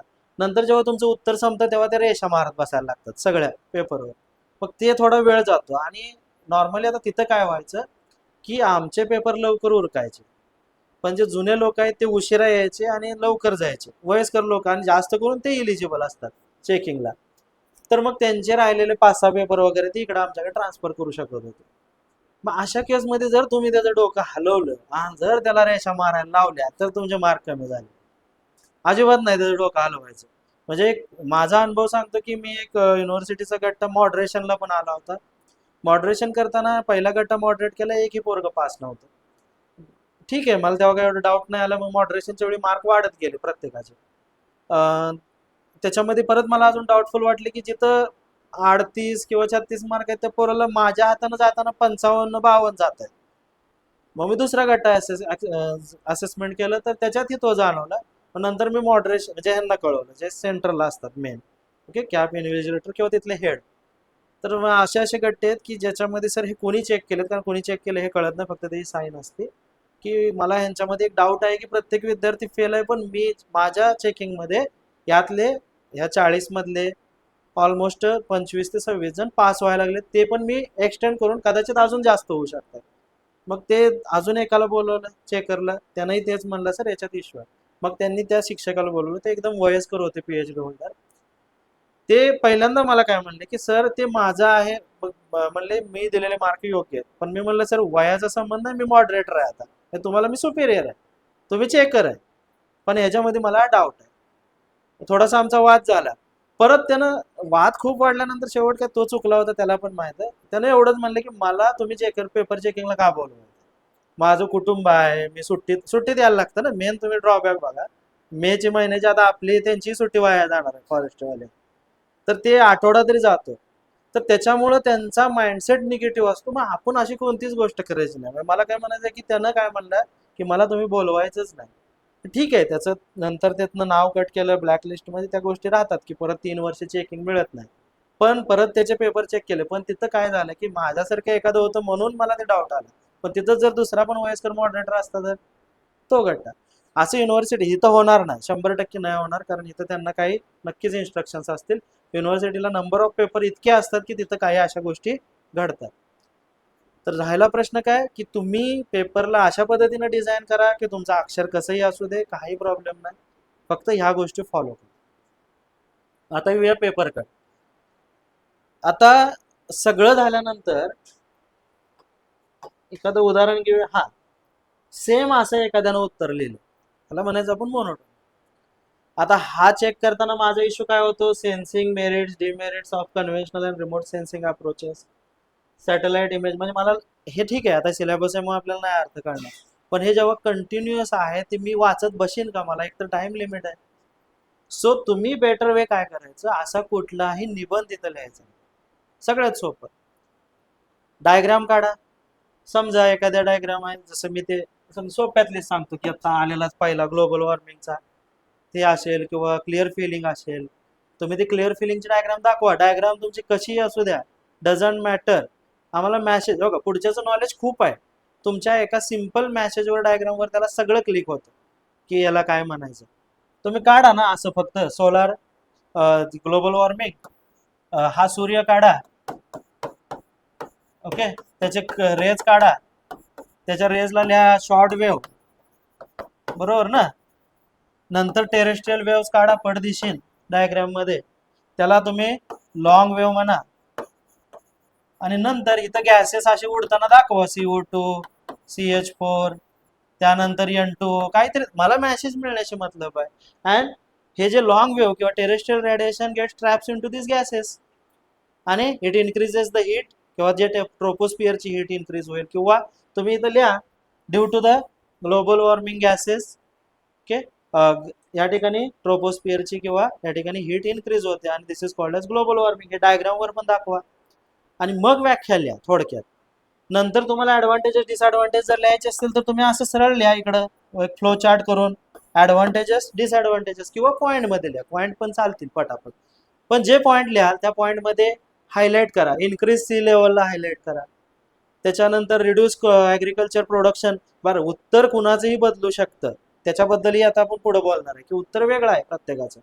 त्यांना ऍग्रिकल्चर प्रोडक्शन रिड्यूस म्हणून लिहिणार नाही, पण हा म्हणेल की डिसीज इन्क्रीज लिहिल, ते पण राईट आहे. किंवा दारिद्र्य येईल, ते पण राईट आहे, ते त्याचा कॉन्सिक्वेन्स आहे, पुढचे परिणाम आहेत. मी नाही म्हणू शकत नाही, येऊ शकतं ना की तुमचं ऍग्रिकल्चर प्रोडक्शन रिड्यूस झाल्यामुळं इकॉनॉमिक जे काय आहे त्याची या ठिकाणी कमी होईल. तर ह्या सगळ्या तुम्ही गोष्टी लिहा. आता प्रश्न काय आहे की काय करायचं तुम्ही पेपर चेकरसाठी, डायग्राम, अदरवाईज फ्लो चार्ट, अशा पद्धतीनं जर काही ट्रेन डायग्राम असे काढली लाईन, बघा हे सगळा डाटा लिहा, थोडक्यात लिहा, थोडक्यात लिहा. याच्यात तुम्ही एखादा पॉईंट लिहा, पुढं पुढं अशी सायकल तयार होते, क्लोज लूप सायकल असेल, एखाद्या प्रश्नात असू शकतं, किंवा एखाद्या स्टेप्स लिहायचे, एखाद्या उत्तरामध्ये स्टेप्स लिहायला सांगितले असतील किंवा स्टेप्स येत असतील की पहिल्यांदा हे करा, ते करा, ते करा, तर त्याच्या अशा स्टेप्स लिहा, एक, दुसरी, तिसरी. आम्ही काय बघणार आहे, त्या स्टेप्स बघणार आहे, तुमचे कीवर्ड बघणार आहे, कीवर्ड त्याला सगळं बाकी सगळं माहित असतं, तो राईट देणार उत्तर. तर हे पहिला फॉलो करायचं पेपर लिहिताना. पेपर लिहितानाचे इन्स्ट्रक्शन समजले असतील की कशा स्वरूपात लिहायचं, इन कन्क्लुजन सोपं लिहायचं, येणाऱ्या प्रश्नांची उत्तरं लिहायला बघायची, डिफिकल्ट क्वेश्चन चॉईस करायला पळायचं नाही. काही अवॉर्ड मिळणार नाही तुम्हाला, त्याला काही घेणं देणं नाही तू किती डिफिकल्ट आणि किती छान आहे, कारण मला हा सिलेबस सगळ्यात सोपा आहे. तुम्हाला डिफिकल्ट वाटला म्हणून तो क्वेश्चन डिफिकल्ट नसतो, त्याला सगळं सोपं आहे. त्याच्यासाठी ऍग्रिकल्चर इंजिनिअरिंग जॉब गणित सोपे आहेत, फॉरेस्ट्री मधला डाटा सोपा आहे, ओके. आणि जिथं गरजेचं नाही तिथं खाट मारा, जिथे उत्तर जमत नाही तिथं थोडा वेळ ब्लँक पेज सोडा. आणि इन केस पेपर कव्हर झाला नाही आणि पेपर घ्या लागले आणि तुम्हाला लक्षात ठेवा की माझा 1E राहिलाय, तर त्या लगेच जाऊन माग ते दोन्ही नका सोडू, मग ते दोन्ही प्लेस बँक सोडले होते ते त्याच्यावर खाट मार, ओके. चुकून अजून एक असं झालं तुमच्याकडनं की 3A क्वेश्चन सॉल्व्ह करायला घेतला आणि उत्तर थोडं अडकायला लागलंय, आणि मला हा 3A आता सोडवायचाच नाही. जेवढा काय सोडवलाय त्याच्यावर पूर्ण रेषा मार, काही इश्यू येत नाही. त्यांनी सांगितलंय स्ट्रक करा, जर तुम्ही स्ट्रक नाही केलं तर तुम्ही भले 3A अर्धवट सोडलाय आणि पुढे जाऊन 8A लिहिलाय, आणि ते सगळं 3A स्किप करून पण जर तुमचे 5 क्वेश्चन भरतायत, पण त्यातला स्किप शेवटचा होणार, 3A नाही होणार. 3A ला जर 2 मार्क पडले आणि 8चे भले तुम्ही 4A लिहिले, 3A लिहिले, तरी ते 0 होणार, ओके. कारण तिकडे संबंधच नाहीये, मला 5 काउंट करायचं आहे. 1-5 आहे का, इकडचे 2 आहेत का, किंवा 1 आहे तिकडचे 2, संपलं माझं काम एवढंच. हे झालं इथं. प्लस अजून एक असं चालतं, पुढचं काम सांगतो की ह्याच्यामध्ये काउंटिंग असतं. म्हणजे पेपर सेटरकडनं जरी मिस्टेक झाली, जसं की माझ्याकडनं झाली होती की बायोगॅसचा जो क्वेश्चन असायचा तो 8 मार्काला असायचा, नेमका त्या वर्षी 6ला कसा होता माहित नाही, पण आम्ही फक्त क्वेश्चन बघतो पटापट, आणि मी एका गट्ट्यामध्ये 7-6 देत गेलो, आणि एका ठिकाणी जेव्हा मॉडरेशनला गेला तो ओळखीच होता, म्हणला अरे 6 पैकी 7 कसे काय दिले. मग ते ठीक आहे, ते ओळखीच होतं, मग ते 6-6 केले त्यानं, आणि मी इकडं मग ते द्यायला सुरू केलं. तसंच पण पुढे जाऊन जरी इथे एरर झाली तर पुढे काउंटिंग डिपार्टमेंट असतं, एमपीएससीत पण असतं, आपले एएसओ ते काम करतात. काउंटिंग म्हणजे काय केलं जातं की हे सगळे मार्क जरी बेरीज चुकली असली, मला तर वाटतं एमपीएससीत बेरीज चेकर करतच नसेल कदाचित, इथं आम्ही करत होतो म्हणजे आता सगळ्याची बेरीज नाही करायला लागत. तो एक टाइम बघा, त्याला इरिटेट का करायचं नाही. पहिल्या क्वेश्चनची बेरीज करायची असती, दुसऱ्या क्वेश्चनची, तिसऱ्या, ते वर लिहित जायचं आणि स्टार्टला जे असतो टेबल त्याच्यात एक लिहायचं. हे युनिव्हर्सिटी शिक्षकाकडे राहतं, मॉडरेटरकडे पण राहतं. पण मला वाटतं नंतर पुढं काउंटिंग एक डिपार्टमेंट असतं युनिव्हर्सिटीत, पण तिथला एक कॉमर्सचा माणूस असतो तिथं, तो ते फक्त मोजतो सगळी बेरीज राईट आहे का सरांनी, आणि चुकून माझ्यासारखं काय एरर झाली असली तर ते कळवतं. हे सगळं झालं आणि मग पेपरचं तुमचं फायनल मार्क पुढं जातात. इथंही तेच आहे. मला वाटतं इथं कम्प्लीट काउंटिंग वेगळ्याच व्यक्तीकडनं केलं जात असेल, आणि इन केस जरी त्यानं चुकून 8व्या क्वेश्चनला मार्क दिलेत, तिसऱ्याला पण दिलेत, तर तुम्ही तिथूनही तुम्हाला सॉफ्ट कॉर्नर मिळत नाही. काउंटिंगवाला काय करणार आहे, तिसऱ्याचे काउंट होणार आहे, त्याला इन्स्ट्रक्शन काउंटिंगचे दिलेले असणार आहेत, 8व्याचे 0 होणार आहे. सो ते सगळं मिळून तसं. क्वेश्चन पेपर बद्दल काय डाऊट? असं सगळ्या क्लिअर झाल्या ना गोष्टी? परफेक्ट. त्याच्यानंतर उत्तरं लिहिताना, आता हे एक पेपर पाठवलेला आहे, आकाशनं पाठवले पण आत्ता, तर ठीक आहे, त्यानं सिल्व्हिकल्चरची डेफिनेशन लिहिली आहे. हे सगळं सिम्पल आहे, असं लिहा. असं हे जरी मोनोटोनस वाटलं तरी ठीक आहे. आता इथं त्यानं हे डॅश मारले ना, मला मत मत आहे की थोडं डॅशची सवय नका ठेवू. ह्याच्यातले एरर जर आपण काढायला गेलो तर हे असा पेन असणार आहे त्याचं, ही एक मला पाहिजे 2 असावं तर बरं, कारण मी डॅश मध्ये बघणार नाही पॉईंट कुठनं सुरू झाला. ऍक्च्युली काय असतं की हा पेपर, हा क्वेश्चन तुम्हाला किती वेळा बघायला मिळणार? एकदाच ना. आणि मला जर 400 पेपर चेकिंगला आले तर मला किती वेळा येतो? 400 वेळा. कंटाळा येतो नंतर. म्हणून अजून असं काय चांगलं असेल तर याच्यात बघा, ठीक आहे, मला हा कीवर्ड त्यांना दिलाय मी, आणि खरंच सांगतो, तुम्ही स्वतःचे पेपर स्वतः चेक करा, तुम्हाला रिअलाइज होईल की मी त्यावेळेस नंतर नंतर फक्त काय हे अजिबात नाही वाचत. सिल्व्हिकल्चरचा ब्रांच ऑफ फॉरेस्ट हे काय माहित आहे सगळं. Establishment, development, care and reproduction, 4 keyword किंवा 3 आले, असं काय नाही की 4च लिहा, असं प्रेशर नका घेऊ. तर मी लगेच त्याला कदाचित इथं टिक मार्क अलाउड असेल तर हे आहे, आणि एक फिक्स साचा असतो, डेफिनेशन लिहिली तर 2 मार्क द्या, ते काउंटिंग होतं. मार्क देतात ज्यादा, मार्क कमी नाहीत करत. ओके. देन दुसरा आहे ऑब्जेक्टिव्ह. सो ऑब्जेक्टिव्ह मध्ये मला अपेक्षित काय आहे की जर मला डेफिनेशन आणि ऑब्जेक्टिव्ह फक्त विचारलंय आणि 8 मार्काला आहे, तर कदाचित मी जर त्याला हे डेफिनेशन 2 ला आहे तर ऑब्जेक्टिव्ह किती मार्काला असणार आहे, मग 8 पैकी 6. तर 6 मध्ये कदाचित जर 6 पॉईंट बनत असतील तर 6 कडे दिसले तर 6 मधले तो कीवर्ड फक्त बघतो. रिजनरेशन, परत इम्प्रुव्हमेंट, फॉरेस्ट क्वालिटी, हे तुम्ही हायलाइट केलं तर बरं झालं असतं. आता हे मला वाचायला लागतंय. परत high value timber trees, production of valuable species, बरोबर आहे. आता हे सवय झालेली असते चेकरची, timber and other forest produce, परत हायर व्हॉल्यूम पर युनिट. पण हे जर रेश असते तर किती बेस्ट आहे. ह्या रेषेमुळे 1 मार्क वाढणार आहे 100%. मी याचं नुकसान नाही करणार चेकिंग करताना, पण मला जर थोडं वाचायचा जो अननेसेसरी तुम्ही त्रास देताय प्रत्येक वेळेस, तो जितका कमी होईल तितका बेस्ट राहील. सो मग तो लगेच इकडं 6 असतील तर थोडे 1-2 रिड्यूस करण्याची सवय असते, पण खूप रिड्यूस करत नाही. आणि यात स्कोप ऑफ सिल्व्हिकल्चर म्हणजे हा 15 मार्काला, 3 गोष्टी याच्यात इन्क्लूड झाल्या. सो ती ही गोष्ट कदाचित 6 मार्काला किंवा 7 मार्काला असेल तर स्कोप थोडक्यात लिहायचं. हा, आता इथं चांगलं केलं त्यानं. अशा वेळी जर स्टडी ऑफ फॉरेस्ट इकॉलॉजी, अशा वेळी मला कन्फर्म माहित आहे की जर हा कॉन्फिडन्सनं, ज्या कॉन्फिडन्सनं यानं सब पॉईंट क्रिएट केलाय, याचा अर्थ त्याचं पुढं बरोबर इलॅबोरेट केलेला असणार आहे. हा पुढं फेकलेला नाही. आणि फेकलेला क्वेश्चन सुद्धा कळतो की ज्याची मोनोटोनस थिअरी असते. फेकणारा पोरगा पॉईंट करणार नाही. अशाही केसमध्ये मार्क दिले जातात, पण 2 किंवा 3, म्हणून फेकायचंही थांबायचं नाही. मग फेकताना फक्त काय करायचं, त्यात पण एक आयडिया करायची. फेकताना लिहिला ना निबंध तुम्ही, आता फेकायचं तर आहे, आणि फेकताना काहीच फिक्स नसतं, ते ग्रामर कसं पण बदलतं. त्याच्यात दॅट इज लय वेळा येतं, आल्सो लय वेळा येतं. एकच करायचं, फक्त एक कन्फर्म माहित आहे की ह्या फेकलेल्या डाटामध्ये हे 3-4 कीवर्ड लय महत्वाचे आहेत, ते 100% नाही होऊ शकत, तर तेवढ्याला हायलाइट मारा. जिथं 2 मिळायचे तिथं 3 मिळतील. आपल्याला काय फक्त गोळा करायचा. Okay, mark. तर तेही करा की जर फेकताय ना, फेकताना निबंध लिहिणार आहे तर निबंधात कीवर्ड टाकून द्या, कीवर्ड आले तर हायलाइट करा. Then selection of suitable spaces असतील, डेव्हलपमेंट ऑफ फॉरेस्ट, हे आता लिहिलं, हे मी नाही वाचत, कोणीच नाही, आणि वाचणं शक्य नाही. सिम्पल आहे.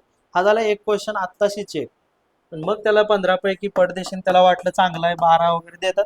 आणि टेक्निकल वाले मार्क चांगले देतात. म्हणजे माझा तरी अनुभव आहे, टेक्निकल वाले फ्री हँड असतो त्यांचा, आणि बरं वाटतं त्यांना, ते मार्क देतात विद्यार्थ्यांना आणि कमी करत नाहीत. आणि प्रॉब्लेम असेल तर आउट ऑफ. ओके, हे झालं, अशा पद्धतीनं चेकिंग चालतं. यस, सो पेपर उत्तरं लिहा. उत्तरं लिहिण्याला सगळ्यात अशा पद्धतीनं महत्व आहे. आणि आपण जे टेस्ट सिरीजचा प्लॅन आहे, किंवा तुम्ही वैयक्तिक तुमच्या जिओलॉजीचा तुम्ही ग्रुप बनवून तसा प्लॅन आखू शकता, की आपण काय करू, की तू 5 प्रश्न काढ पहिल्या 5 पॉईंटवर, कोणी तर दुसरे 5 काढेल, तिसरे 5 काढेल, पण सिलेबसचेच पॉईंटवर काढा. आणि मग तशा पद्धतीने उत्तरं लिहा आणि तुम्ही एकमेकांमध्ये ते चेक करा. काय एकमेकाचे उणे दोने काढा. आणि फक्त अति स्पेसिफिक नाही लिहिलं म्हणून काहीच निगेटिव्ह होऊ नका. स्पेसिफिक कुणालाही गरजेचे नाही. प्रत्येक गोष्टीत डाटा बदलणार आहे. वॉटरशेड मॅनेजमेंटचं किंवा या ठिकाणी क्लिअर फिलिंग असेल, वॉटरशेड मॅनेजमेंट असेल, ट्री इम्प्रुव्हमेंट असेल, तर people participation in watershed management आहे. 10-15 पॉईंट निघतील. ह्याचे 4 वेगळे असतील, ह्याचे 4 वेगळे असतील. आणि तुम्ही पण बघायचं, क्वेश्चनला पण डिवाइड करायचं. Right a note on watershed विचारले, किंवा डिफाईन वॉटरशेड. दुसरा पण त्याच्यात सब क्वेश्चन आहे, राईट अ नोट ऑन किंवा क्लासिफाय द वॉटरशेड. आणि तिसरा पण त्याच्यात पॉईंट आहे की पीपल पार्टिसिपेशन इन वॉटरशेड. असे 3 जर उत्तर लिहायचे असतील तर वळखायचं. डेफिनेशन 2 मार्काला आहे. त्यांना वर आम्हाला तिथं दिलं जातं ते सब डिवाइड करून. ते एक आन्सर शीट असते बरं का, पण ते कोण बघत नाही. पण पलीकडचं बघतात की डेफिनेशनला 2 आहेत, जर त्यानं क्लासिफिकेशन लिहिलं तर तिथं 3 आहेत, आणि जर त्यानं त्याचं पीपल पार्टिसिपेशन लिहिलं तर तिथं कदाचित 5 आहेत. म्हणजे 10-10 मार्काला क्वेश्चन असेल तर असं त्याला डिव्हिजन असतं. तसं तो एकत्र करतो त्याच्या डोक्यात आणि तसं टेम्पलेट मार्क देतो. ओके, हा भाग झाला. तशा पद्धतीनं उत्तर सुद्धा लिमिटेड लिहायचं. म्हणून पीपल पार्टिसिपेशनचे 15 पॉईंट येतात म्हणून उगाच लिहायचं नाही. 7-8 लिहिले, it's okay. Time management matters. Time management तुम्ही त्या क्वेश्चन पेपरनं करा. हे झालं इथलं. बरं, सिलेबस बद्दलचं कळलं सेशनचं. त्याच्यानंतर क्वेश्चन पेपर कसा सेट होणार आहे हे पण बघितलं.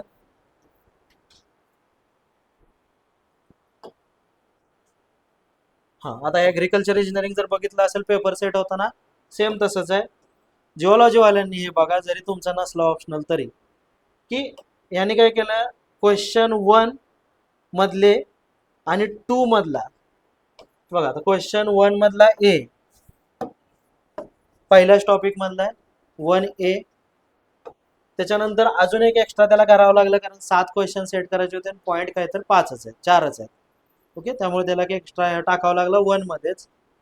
त्याच्यानंतर त्याने 2 क्वेश्चन जो आहे, क्वेश्चन नंबर 2 हा बऱ्यापैकी कंप्लीट पहिल्या टॉपिकला दिला. ओके, स्क्रीन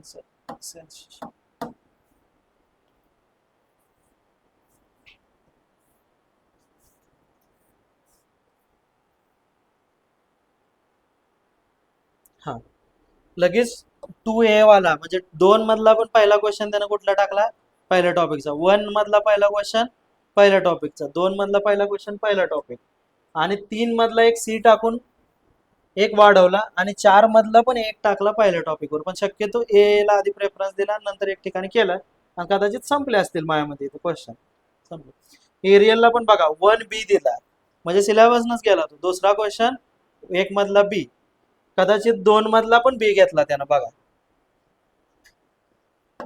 2 मधला ए घेतला पहिल्या टॉपिकवर, 2 मधला बी घेतला दुसऱ्या टॉपिकवर. मग ह्याच्यावरून आपण अंदाज लावू शकतो की कदाचित 2 मधला सी तिसऱ्या टॉपिकवर असेल, असू शकतो, किंवा वरच आहे. 1 मधला सी घेतला त्यानं तिसऱ्या टॉपिकवर, एफ एक घेतला, वाढवून टाकला, आता संपलं त्याचं टार्गेट. कदाचित 7 क्वेश्चनचं इथं संपलंय. आणि 2 मधला सी घेतला बघा त्यानं तिसऱ्या टॉपिक. तर तीच जिओलॉजीत कदाचित इम्प्लिमेंट होऊ शकतो. फॉरेस्ट्रीत जरा लयच पॉईंट आहेत, खरं तर तो तुमच्या फायद्याची गोष्ट झाली, की ते फिक्स पॉईंट करायचे आणि तसे क्वेश्चन येणार, त्यामुळे थोडं वर खाली केलं त्यानं. पण या ठिकाणी जिओलॉजीत असेल माझ्यामध्ये तोही लिमिटेडच सिलेबस आहे, फॉरेस्ट्री सारखा खूप पॉईंट नाही आहेत.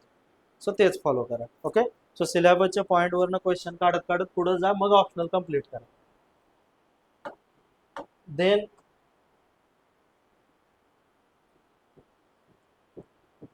आता जे क्वेश्चन लिहिण्याचं जे तुमचं हे आहे,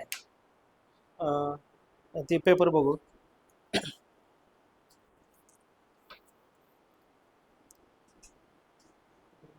नाही कुठलं पण दे, हा ब्लँक दे किंवा हे पण असू दे. तर सगळ्यात मेन पहिलं की जर तुम्ही हे पेपर वापरत असाल तर आता बघा लक्षात घ्या, टोटल या 2 वर्षात जर काउंट केलं तर माझं या 11वं पुस्तक आलं याचं. कुठलं? Combine men's. पंचायत राजचं पहिलं आहे. म्हणजे माझ्याकडे ती भरपूर युनिट आहे डीटीपी ऑपरेटरचं. हे बनवणं म्हणजे माझ्यासाठी 5 मिनिटाचं आहे की जर वर माझ्या अकॅडमीचं नाव टाकणं, इकडे लोगो टाकणं आणि ते तुम्हाला झेरॉक्स मारायला लावणं पीडीएफ टाकून. बरोबर आहे. पण मी केलं का? नाही. त्याचं कारण असं आहे की आयोगामध्ये A4 साईजचा पेपर नसतो आन्सर शीटवर. त्यामुळे तुम्हाला तिथे एक चुकी करायची नाही की A4 वर झेरॉक्स मारून उत्तर लिहिताय. सगळ्यात मोठी मिस्टेक आहे. इव्हन सिव्हिल्सलाही करत असाल तर तो मूर्खपणा आहे.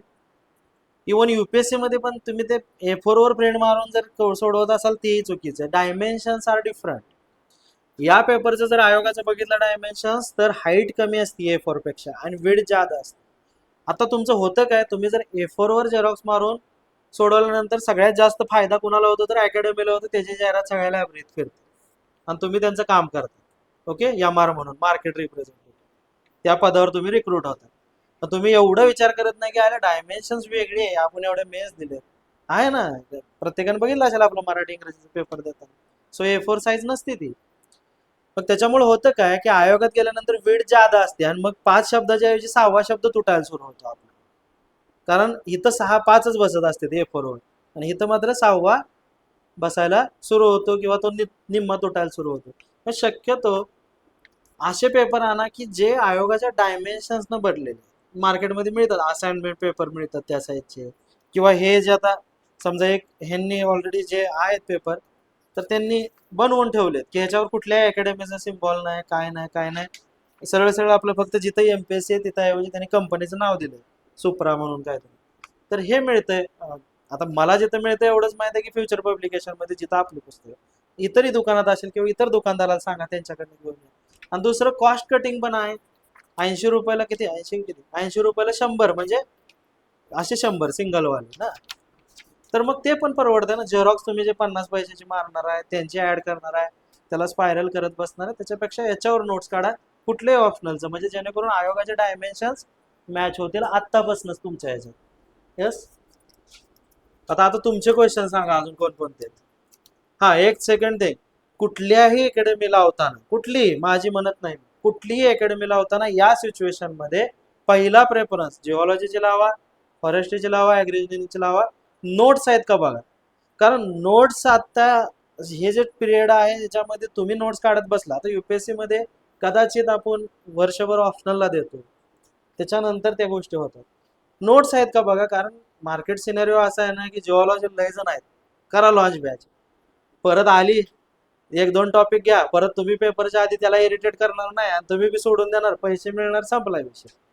तर त्या ट्रॅपमध्ये अडकण्यापेक्षा स्वतः अभ्यास करा, नाही तर मग सरळ नोट्स आहेत का बघा, तरच त्या ठिकाणी जॉईन. बिना नोट्स तो आता नोट्स काढणार मग देणार. आता समजा ठीक आहे, तरी बी माझ्या नोट्स आता या इंजिनिअरिंगच्या सगळ्या पूर्ण आहे, पण तरी सुद्धा मी वेळ घेतोय का तर MPSCच्या अँगलनं बनवायचे, ते UPSCचे आहेत हँड रिटन आमचे, पण नाहीत इम्प्लिमेंट होत कम्प्लीट. कारण का, या ठिकाणी काही प्रॉब्लेम ऍप्लिकेशन बेस होते. MPSC मध्ये जर मी अनालिसिस केलं तर R सुरेश म्हणून ऍग्रिकल्चरचं एक ह्याचं आहे, सॉइल वॉटर कन्झर्वेशनचं बुक आहे, सहाय आहे जे आम्ही वापरतो, त्यातनं आलेत प्रश्न. मायकेल म्हणून आहे इरिगेशनचं. मग ठीक आहे ना, तिथनं ऍज इट इज प्रश्न आले तर ते आधी घेऊ ना, ऍप्लिकेशन बेस हा नंतर बघू. तसंच तुमच्या जिओलॉजीमध्ये नोट्स आहेत का बघा, देन तुम्ही ते पुढे जा, कारण नोट्स मॅटर्स. बिना नोट्सचं शक्य नाही. ओके, तुमचे काय क्वेश्चन्स आहेत? सगळे डाऊट क्लिअर झाले?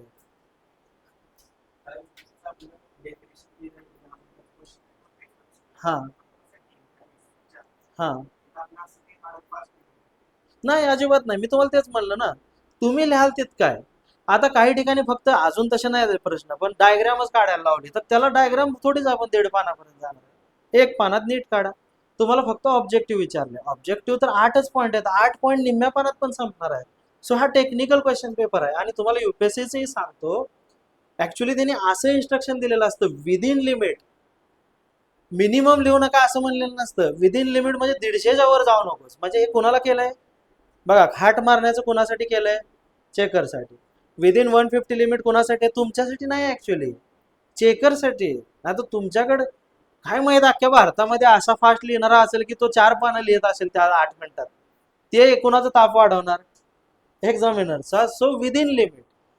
उलट मी तुम्हाला काय म्हणलं, मी जावेद अख्तरचं वाक्य काय सांगितलं की जो मोस्ट नॉलेजेबल पर्सन असतो तो कोणतीही गोष्ट कमी शब्दात एक्सप्लेन करतो. आणि जर तुमच्याकडे नॉलेज नसेल तर तुम्ही एक्झॅक्ट काय सांगता हे कळत नाही. जसं काही आहेत मार्केटमधले बुक्स सुद्धा की ज्याच्यामध्ये असं राहतं की फार वाचून वाचून पानाशी एवढं गेल्यावर कळतं एवढंच सांगायचं तर मग ते एवढ्याच लाईनीत कळलं असतं. Okay, like that. तर तसं आहे. तर तुम्हाला जे द्यायचं आहे डाटा तो उलट तुम्ही, मी काय म्हणतो तेच करा ना. फ्लो चार्ट, डायग्राम यात मिनिमम द्या. मी तुम्हाला सगळ्या चेकिंगच्या सिच्युएशन सांगितलेल्या आहेत तिथल्या. ते अजिबात तुमच्या नुकसान करायला कोणी येत नाही. ते चेक करतात, पण तुम्ही त्यांना असा डाटा द्या की त्यांना चेक करताना फ्रेश वाटावं. जसे की ॲग्रिकल्चर इंजिनिअरिंगमध्ये जेच परत मला जिथं बायोगॅसची डायग्राम दिसायची किंवा डायजेस्टरची दिसायची किंवा त्या डायग्रामवरच जर त्यांना सगळं एक्सप्लेन केलं असेल, बघा एकदम सिम्पल आहे. बायोगॅसचं घ्या परत एकदा किंवा विंड टनेलचं घ्या. इवन आधी बायोगॅसचं सांगतो. काढा डायग्राम इनलेटची, जिथं स्लरी मिक्स होते, शेण कालवलं जातं, गावाकडे बघितलं असेल शेण डग.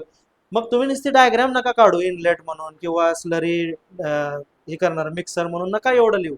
तुम्ही तिथंच कंसात लिहा ना की डग वगैरे, किंवा त्याला आणि तुम्ही कुठलीही भाषा वापरा, रॉ डग म्हणा किंवा इनिशियली डग म्हणा, काऊ डग म्हणा, प्लस फूड म्हणा. फूड बी टाकू शकतो ना, अन्न पण टाकू शकतो. इवन म्हणजे जे जे डायजेस्ट होऊ जे कुजू शकतं ते मटेरियल तिथं कंसात लिहा. म्हणजे कळलं ना मला, हे वर तेच लिहिणार आहे थेरीत. त्याच्यानंतर तिथून तुम्ही बाण करत करत ते मिक्स झालेलं इनलेटला जाणार आहे. मग कशात येणार आहे? ते खालच्या डायजेस्टरमध्ये येणार आहे. त्याच्यामध्ये एक पार्टिशन असतं बायोगॅसमध्ये, अलीकडच्या बाजूला डायजेस्टचं पार्टिशन. नंतर जे डायजेस्ट झालेलं, कधीही रूल आहे की डायजेस्ट झालेली गोष्ट हलकी होते आणि ती वर येते, आणि जे डायजेस्ट झालेलं नसतं ते खाली राहतं. ओके, ह्युमन बॉडी सारखं नाही, तिथलं लक्षात येईल. ते डायजेस्ट झालेलं काय होतं, त्या मधल्या पार्टिशन वरनं थोडीशी हाईट कमी असते. तुम्हाला समजावून सांगतोय. ऑब्विसली ओव्हरफ्लो होऊन काय करतं, पलीकडच्या कंपार्टमेंटमध्ये जातं. म्हणजे एकाच टाकीमध्ये फक्त 2 कंपार्टमेंट केलेले असतात. पलीकडे गेल्यानंतर ते तिथून आउटलेट असतं जे कुजलेलं बाहेर जायला, आणि वरच्या बाजूला जो डोम आहे तिथं गॅस. गॅस तर काय वरच राहणार आहे ना, आणि त्या डोमला एक आउटलेट असतं ज्याला पाईप जोडतात आणि तो घरात गॅस चालतो. सिंपल आहे. मग लिहा तिथं त्या डोम मध्ये मिथेन किंवा जनरेटेड मिथेन लिहा. इथं लिहा आउटलेट. त्यानंतर मग जे डायजेस्टेड स्लरी काही लिहा तुमच्या भाषेत, कुठले लिहा, जिथं कीवर्ड आहेत ते आपण घेऊ परत. त्याच्यानंतर मग पलीकडे अजून उकिरडा दाखवा अजून चांगल्यासाठी, त्याच्यात जाऊन ते पडतं ना. आणि मग त्याचं ऍप्लिकेशन तुम्ही ऍडव्हान्टेज मध्ये लिहू शकता, आणि काही काळानं फार्म मध्ये जाईल ते. So like that. सो त्या डायग्राम मध्येच इलॉबरेट केला. आता विंड टनेल विंड मिल दाखवायचं. विंड मिल मध्ये जर तुम्ही 15 km/h ही व्हेलॉसिटी पाहिजे वाऱ्याची, हे टेक्निकल स्पेसिफिक तुम्ही लिहिलं, किंवा air speed more than 15 km/h, मला काहीच गरज नाही मग थिअरी वाचायची, पोरगा हुशार आहे. किंवा त्याचा फॉर्म्युला लिहून टाकला विंड व्हेलॉसिटीचा. राजेश वेळेलाही त्याच्यावर एक प्रॉब्लेम आला होता माहिती आहे इनिशियली, रो इंटू ए इंटू व्ही क्यूब असं तर आहे का, डेन्सिटी ऑफ द एअर. आणि इवन जेव्हा आता जिओलॉजीचं तुमच्यात प्रॉब्लेम आहेत का बघा, पण ऍग्रिकल्चर इंजिनिअरिंग मध्ये कधी कधी एखादी थिअरी लिहिताना त्या पॉइंटचा जर फॉर्म्युला असेल, जसं बायोगॅस सारखा किंवा विंड मिल सारखा, तर सिंपल आहे फॉर्म्युला. तुम्हाला काय सांगतो की विंड एनर्जी कशा कशावर डिपेंड आहे, डेन्सिटी ऑफ द एअर. बरोबर ना, एअर मध्ये किती डेन्सिटी आहे, एरिया रो, व्ही क्यूब विलॉसिटीचा 3 घात, 1/2, अजून काय काय फॅक्टर आहेत ते वाढतील तेवढंच. पण तिथं सुद्धा एक्सप्लेन झाला ना, हा मुलगा नॉलेजेबल आहे, देऊ याला मान. सर तसं तुम्ही रिप्रेझेंटेशन करा. डायग्राम वर उत्तर रिप्रेझेंट केले अजून बेटर राहील. मग आता इथं नंबर ऑफ पेजेसचं लिमिटेशन आलं का? नाही. सो बेटर वे कशाला मी भर द्या म्हणतोय, instead of number of pages you should focus on presentation. आणि फेक प्रेझेंटेशन पेक्षा थोडं नॉलेज घेऊन चांगल्या पद्धतीने. अजून हा, आता कसं आहे की युपीएससी मध्ये कलर पेन पण वापरतात, पण इथं रिस्क नका घेऊ. अजून इथला अजून अंदाज आलेला नाही ना, तर त्याच्या नादात मार्क नको काय व्हायला. एक पेन्सिल वापरा, पण जर स्पीडमध्ये पेन्सिल आणि हे बदलणं शक्य नसेल तर एक पेन डायग्राम फास्ट निघतात. तर या केसमध्ये ब्लॅक पेन वापरा, ब्ल्यू पेन न लिहा. फक्त रेड अवॉइड करायचंय कम्प्लिटली. पण ग्रीन कडे जावा असं मी म्हणू शकत नाही अजून, कारण इथला अनुभव नाही. सो पेन्सिल और आयदर ब्लॅक पेन, या दोनचा तुम्ही यूज करू शकता. डाटा रेड न लिहा, सॉरी डाटा ब्ल्यू न लिहा. येस. हा, त्याचा नाही, डायग्राम आहे ना. हा चालेल चालेल, बिंदास चालेल, कारण जी पेन्सिल न काढणार आहे तुम्ही ब्लॅक पेन न डायग्राम काढा. आणि जर वेळ मिळत असेल तर पेन्सिल सगळ्यात बेस्ट, जर तुमचं स्केच फास्ट पेन्सिल नाही येत असेल. हा, नाही दिसतं दिसतं. दोन पेन ऍक्सेसिबल आहेत जे विद्यार्थ्यांसाठी असतात, ते कलर म्हणजे ब्ल्यू आणि ब्लॅक. आता त्याचं कारण पण तुम्हाला स्पष्ट सांगतो. चेकरचा पेन रेड असतो आणि मॉडरेटरचा पेन ग्रीन असतो. कळलं का? ह्याच्यामुळे ते अलाउड करत नाही. नाहीतर काय त्यांचं भांडण नाही आहे. पण मग ते, मी जे समजा चेकर आहे तर मला रेड वापरायचं आणि मॉडरेटर ग्रीन वापरतो, ते समजतं. म्हणजे त्याच्यामुळे त्यांना इंडिकेशन पण समजतात की काउंटरला, की रेड कलरचे मार्क चेकरचे आहेत आणि ग्रीन कलरचे मार्क मॉडरेटरचे. आता चुकून जर तुम्ही 8 आकडा कशा तर व्हॅल्यू लिहिली असेल आणि याने इकडे 8 लिहिलंय, नेमकं कुणाचं, म्हणून ते ग्रीनचं हे वगैरे टाळायचं. ओके. अजून पण त्यांना नाही काय, म्हणजे आता ती रिस्क आहे की आता मागच्या वेळेस पेपर स्कॅन करून टाकले, मग नकोच रिस्क आहे. आणि शक्यतो का नाहीत वापरत पेन्सिल, तर स्लो होतं डायग्राम, म्हणजे डायग्रामचं स्पीड कमी नका करू. सो ते मेंटेन ठेवायला पेनच ठेवा. आणि मी तुम्हाला सगळं सांगतो, खरं सांगू का, तुम्ही असं काहीच प्रेशर घ्यायचं नाही. थोडी डायग्राम काढताना इकडे तिकडे रेस गेली, डायग्राम शुड बी रिप्रेझेंट करणारी फक्त पाहिजे. डोम जरा तिरका झाला म्हणून काही मिथेन बनायचं राहत नाही, आणि थोडी तिरकी लाईन गेली, मला तुमचं फक्त समजू दे. असं नाही की एक्झॅक्ट स्ट्रेट आली आणि असं केलं आणि मस्त डायग्राम कोरली आणि पेपर निम्मा कव्हर केलाय, मग कसं काय एक्स्ट्रा मार्क द्या. तसंच आहे ते. अजून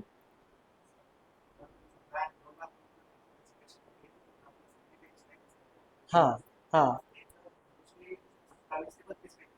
येस येस. हा, वेळ राहतो, फॉरेस्ट्रीला वेळ राहतो. फक्त कसं आहे की कधी कधी एखादा प्रश्न चॅलेंजिंग आला ना, थोडा वेळ खातो ना आपण काय उत्तर लिहूया, त्याच्यामुळं शक्यतो उरकायचं. हा, आता बघा, एक पेज जर लिहिले उत्तर आणि खाली स्पेस शिल्लक आहे, शेवटी वाटलं डायग्राम काढून व्हॅल्यू ऍडिशन करू शकता. दीड पेज किंवा सव्वा पेज लिहिलंय आणि खाली स्पेस सोडणार आहे, खाली तर आपण प्रश्न नवीन सुरू करतच नाही. रेषा पण लगेच नाहीत मारायच्या, रेषांबद्दल पण इन्स्ट्रक्शन घ्या.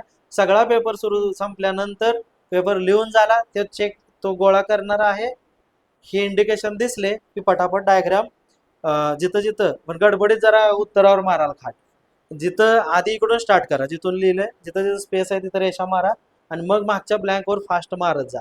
कदाचित शेवटच्या 1-2 पानावर राहिल्या तर चालतात ब्लँकवर, पण त्याला कळते की आता याचं पूर्ण ब्लँकवर रेषा मारतोय म्हणजे पुढे डाटा नाही. उलट नका येऊ, नाहीतर तिकडून यायचं आणि नेमकं इकडचे राहायचं. येस. आता अजून तर नाही. आता हे नवीन फॉरेस्टच्या मुलांना एक्झाम विचारले पाहिजे, पण बहुतेक मराठी इंग्रजीची होती तेवढीच होती काय ते त्यांना. 30 का भरपूर असतो तो. 30 50 पेज, मग आताही तेच करतील, तो काही विषयच नाही आपल्याला. आहे का मागवलेलं? हा. त्यात असतील की नाही, पण त्यांनी ब्लँक नसेल स्कॅन करून पाठवले ना, जे लिहिले तेवढेच पेजेस असतील. सगळेच दिलेत का? मग ठीक आहे, त्यात असतील की बघा बरं. ओके. हा.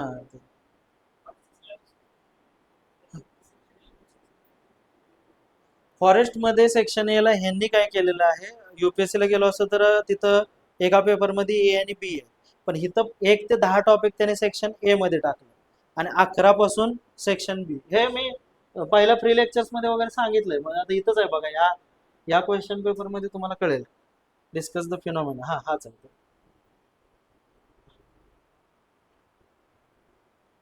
7वा 8वा, हा 11 पासून बघा सेक्शन बी सुरू केलंय ते. म्हणजे तिथलं जे अनालिसिस मागचं आहे ते. अजून हा,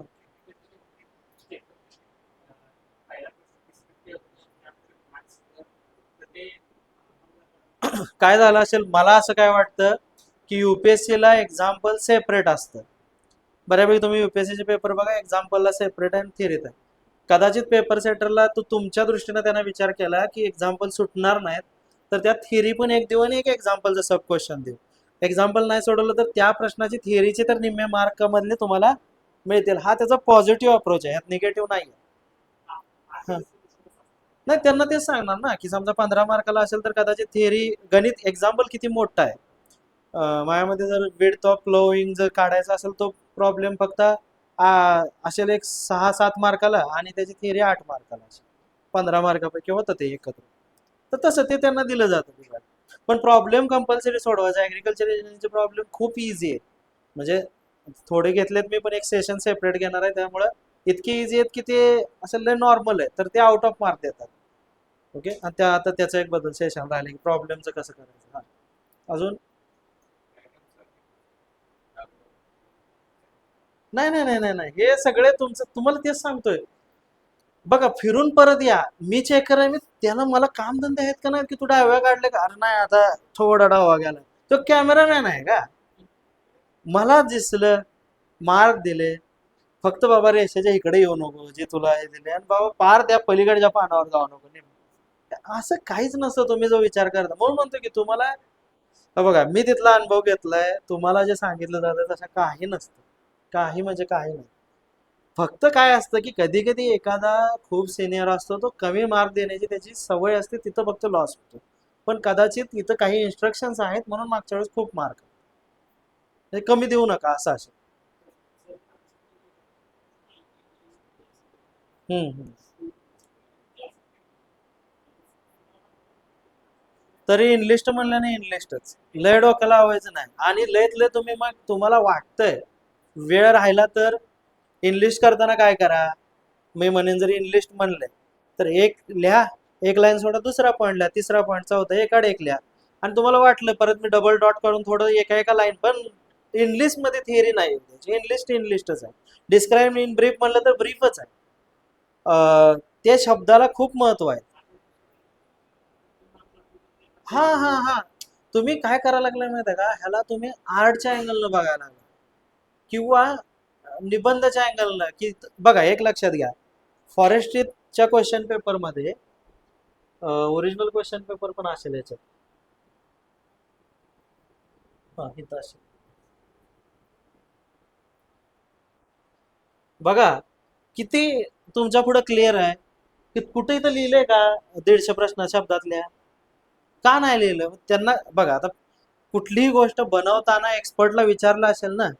सिव्हिल्स मध्ये लिहिलं जातं 150, 100 वर्ड्स, 1000 एस ला लिहिलं जातं का नाही? इथं का नाही लिहिलं? इथल्या एक्सपर्टनं सांगितलं असेल आमच्या सेक्टरमध्ये या प्रश्नाचं उत्तर 150 शब्दात लिहिलंच जाईल असं नाही, कदाचित ते 50 शब्दातही असेल आणि 200 शब्दातही असेल. सो आता इथून तुम्ही डोक्यातनं काढा ना की वर्ड लिमिट इथं नाही म्हणून लिहिलं नाही.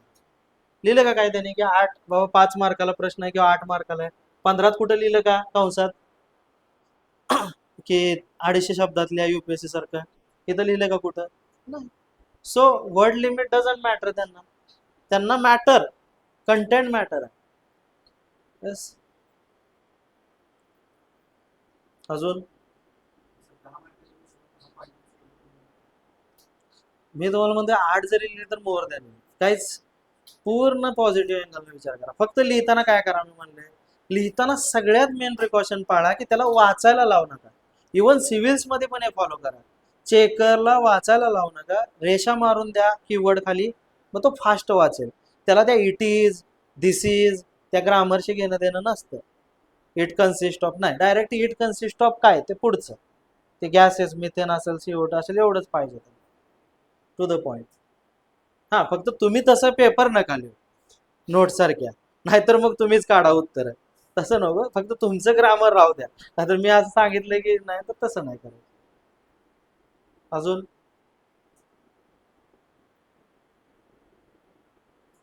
जिओलॉजी वाल्यांचं काय? किती जणांचे आहेत जिओलॉजी? 1 2 3 4. चालतंय आता ते.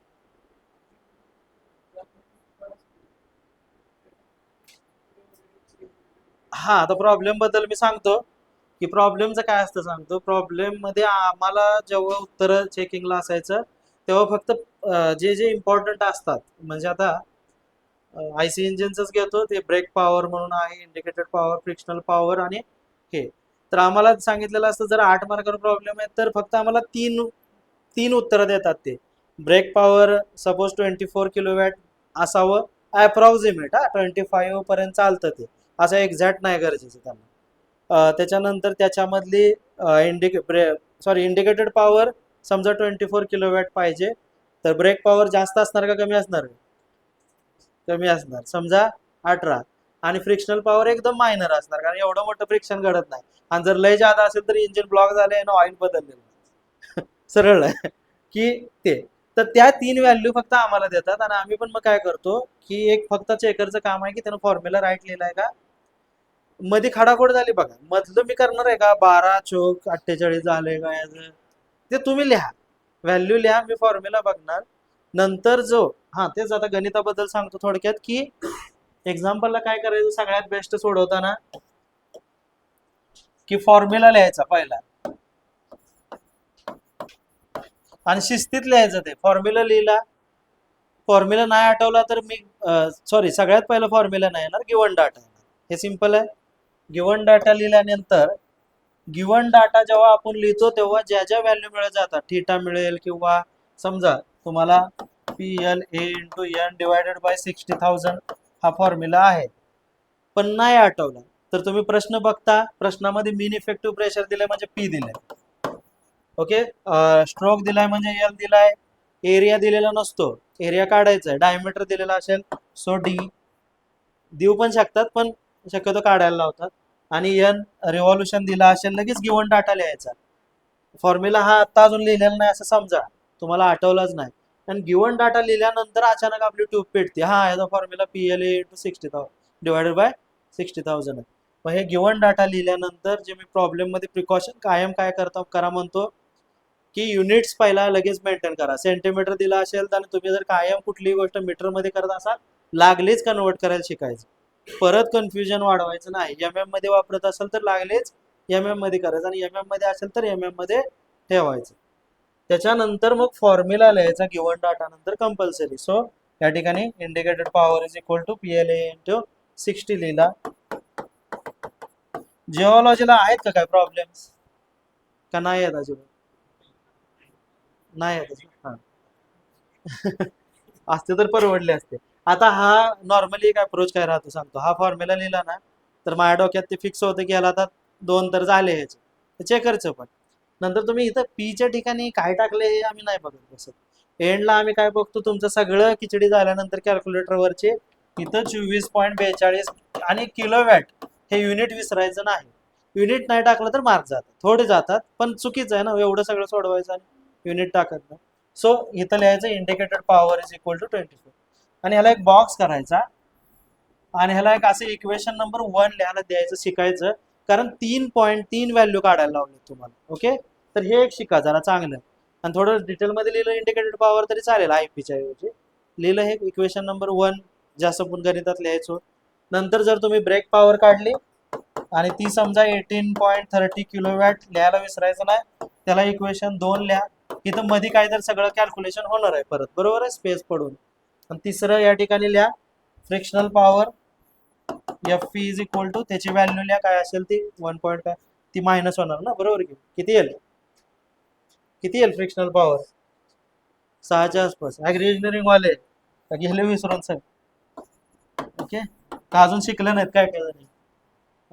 तर हे 3 इक्वेशन लिहायचं, आणि एक अजून चांगलं करायचं सगळ्यात शेवटी, इन अबव प्रॉब्लेम लिहा किंवा इंडिकेटेड पॉवर खाली एकदम कन्क्लुजन लिहायचं. Conclusion indicated power is equal to 24 kilowatt, brake power is equal to 18 kilowatt, आणि frictional power is equal to. ह्याच्यामुळे काय होतं ना, हे जी बघा मला ज्या व्हॅल्यू दिल्यात त्या तुम्ही मला इक्वेशन स्वरूपात दिल्या, बॉक्समध्ये दिल्या आणि खाली दिल्या, मग माझं लक्ष चुकून तुमच्या चुकलेल्या गोष्टीकडे पण जात नाही, म्हणजे त्याला गंडवायचं, बरोबर आहे ना. जसं ते एखाद्या त्या काही कुठलं कॉम्पिटिशन असतं ना, ते बैल मारायला येतो आणि त्याला लाड फडकं देऊन तिकडं, तसं त्याला काय करायचं तिकडं द्यायचं, आणि नाहीच जमलं आणि आकाशला जर उत्तर जमलं तर त्याचं 24.5 लिहायचं, आणि कुणाला नाही जमलं तर मी बी त्या ब्लॉक मध्ये फक्त लय ताप द्यायचा नाही. Okay, agree. पण माझं उत्तर गृहीत धरू नका, ज्याचं तुमच्यात जो चांगलं करतोय तो धरा. ओके, सो तसा बॉक्स पकडायचा, तर ते एक सोपं आहे. जिओलॉजीत पण तसेच काहीतरी एक ट्रिक्स वापरायच्या, फक्त हा अजून एक कुठलं तरी एक मिथ आहे की इंट्रोडक्शन बॉडी आणि कन्क्लुजन असल्या टेक्निकल मध्ये असलं काय नसतं. तुम्हाला जर ऑब्जेक्टिव्ह विचारलं तर समजा असं विचारलं की ऑब्जेक्टिव्ह ऑफ सिल्व्हिकल्चर किंवा स्कोप ऑफ सिल्व्हिकल्चर एवढाच प्रश्न आला, डेफिनेशन लिहायची गरज आहे का? मग काय ती चुकीचं आहे ना, ते इंट्रोडक्शनचा भाग झाला तुमच्या दृष्टीने. तुम्हाला विचारलं ना तेवढंच करा. तुला विचारलं ना स्कोप, स्कोपच लिहा, संपलं. त्यामुळे इथं टेक्निकल पेपरमध्ये अशी कोणतीही गोष्ट लागू होत नाही. इवन इवन माझं एक स्पष्ट मत आहे की सिव्हिल्सला एसे वगैरे ह्या गोष्टीला ठीक आहे, इंट्रो बॉडी कन्क्लुजन, इंट्रोला आपण एंडला कन्क्लूड मध्ये आणतो. पण सिव्हिल्सला पण जर तुम्हाला फक्त विचारलेलं आहे की मंदिरांच्या पद्धती लिहा, ओके, नागर, वेसर आणि द्रविडियन, तर पटदिशीन तुमचं काम काय आहे का लिहायचं मंदिर एकदम महत्वाचं शांततेचं ठिकाण आहे आणि 3 टाईपची मंदिरं बनली, ठीक आहे 3 टाईप. त्यांनी विचारलं ना बाबा तुला नागरवरली, वेसरवरली आणि द्रविडियनवरली, तुझं काम काय फक्त नागरली नॉर्थ इंडियात आहे, डायग्राम काढ, त्याचे एखादं उदाहरण दे, एखादं कुठलं खंडाया महादेवा असेल किंवा मग माझ्या मते ही पण आपलं खजुराहोचं पण असेल, तू लगेच ये द्रविडली साऊथचं आणि दोन्हीचं कॉम्बिनेशन आहे म्हणून वेसर लास्टला लिही. सो आणि वेसरचं एखादं उदाहरण दे, हम्पीचं वगैरे बहुतेक वेसर आहे, झालं ना. त्याला काय पाहिजे तिथं लिहिणार आहे पीस मिळतो आणि ह्यावा मिळतो ते बघू ना, तसं आहे ते. नाही, हा कॅल्क्युलेटर असतो की आपल्याला, आणि सायंटिफिक कॅल्क्युलेटर मागायचा, प्रोग्रामेबल नाही. प्रोग्रामेबल म्हणजे काय आहे की काही कॅल्क्युलेटर तुम्हाला आता माहित असेल म्हणजे तर, किंवा दुसऱ्याही ब्रँच असले तरी प्रोग्रामेबल मध्ये काय असतं ना, फॉर्म्युले असतात इनबिल्ट, म्हणजे तुम्ही त्यात फॉर्म्युले पण स्टोअर करू शकता, हे ब्रेक पॉवर इन, तर ते नाही ऑल. येस, हा कॅशिओच असतो की सायंटिफिक कॅल्क्युलेटर शक्यतो कॅशिओच वापरा, ट्रस्टेबल आहे, स्वस्त मिळतो म्हणून दुसरा नका ऐन टायमाला मागायला लागेल एखादा. नाही नाही नाही नाही नाही, तसलं काय नाही, ते गिवन डाटा असतो त्याचं काय नाही, ते सांगेन मी, म्हणजे आता तुम्ही स्वतःहून करत असाल तर ठीक आहे, पण त्याला काय असेल ते तसं काही विषय नाही. आणि कॅल्क्युलेटरच्या बाबतीत अजून एक प्रिकॉशन घ्या, आपलं परीक्षेच्या काळात अजून तुमच्या शेजारचा कोणी इंजिनिअरिंग वाला असेल तर तुमचा एक कॅल्शियम असेल आणि त्याचाही मागून आणा थोडे, म्हणजे दोन घेऊन जाऊ, रिस्क नको. आणि त्या टोपणाच्या आत पण अनऑफिशियली आहे ते वरच्या झाकणात काय लिहायचं असलं तर लिहा फॉर्म्युला. ओके, जाऊ शकता ना, ते थोडं असं तिरकं केलं की दिसतं पेन्सिल लिहिलेलं. हा,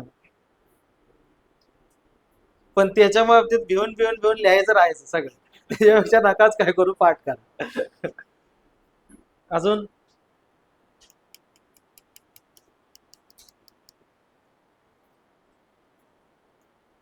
बॅच जर कोणाला घ्यायचे असेल तर मी 10 व्हिडिओ फ्री ठेवलेले आहेत, इव्हन फॉरेस्ट्रीचे, ॲग्री इंजिनिअरिंगचे.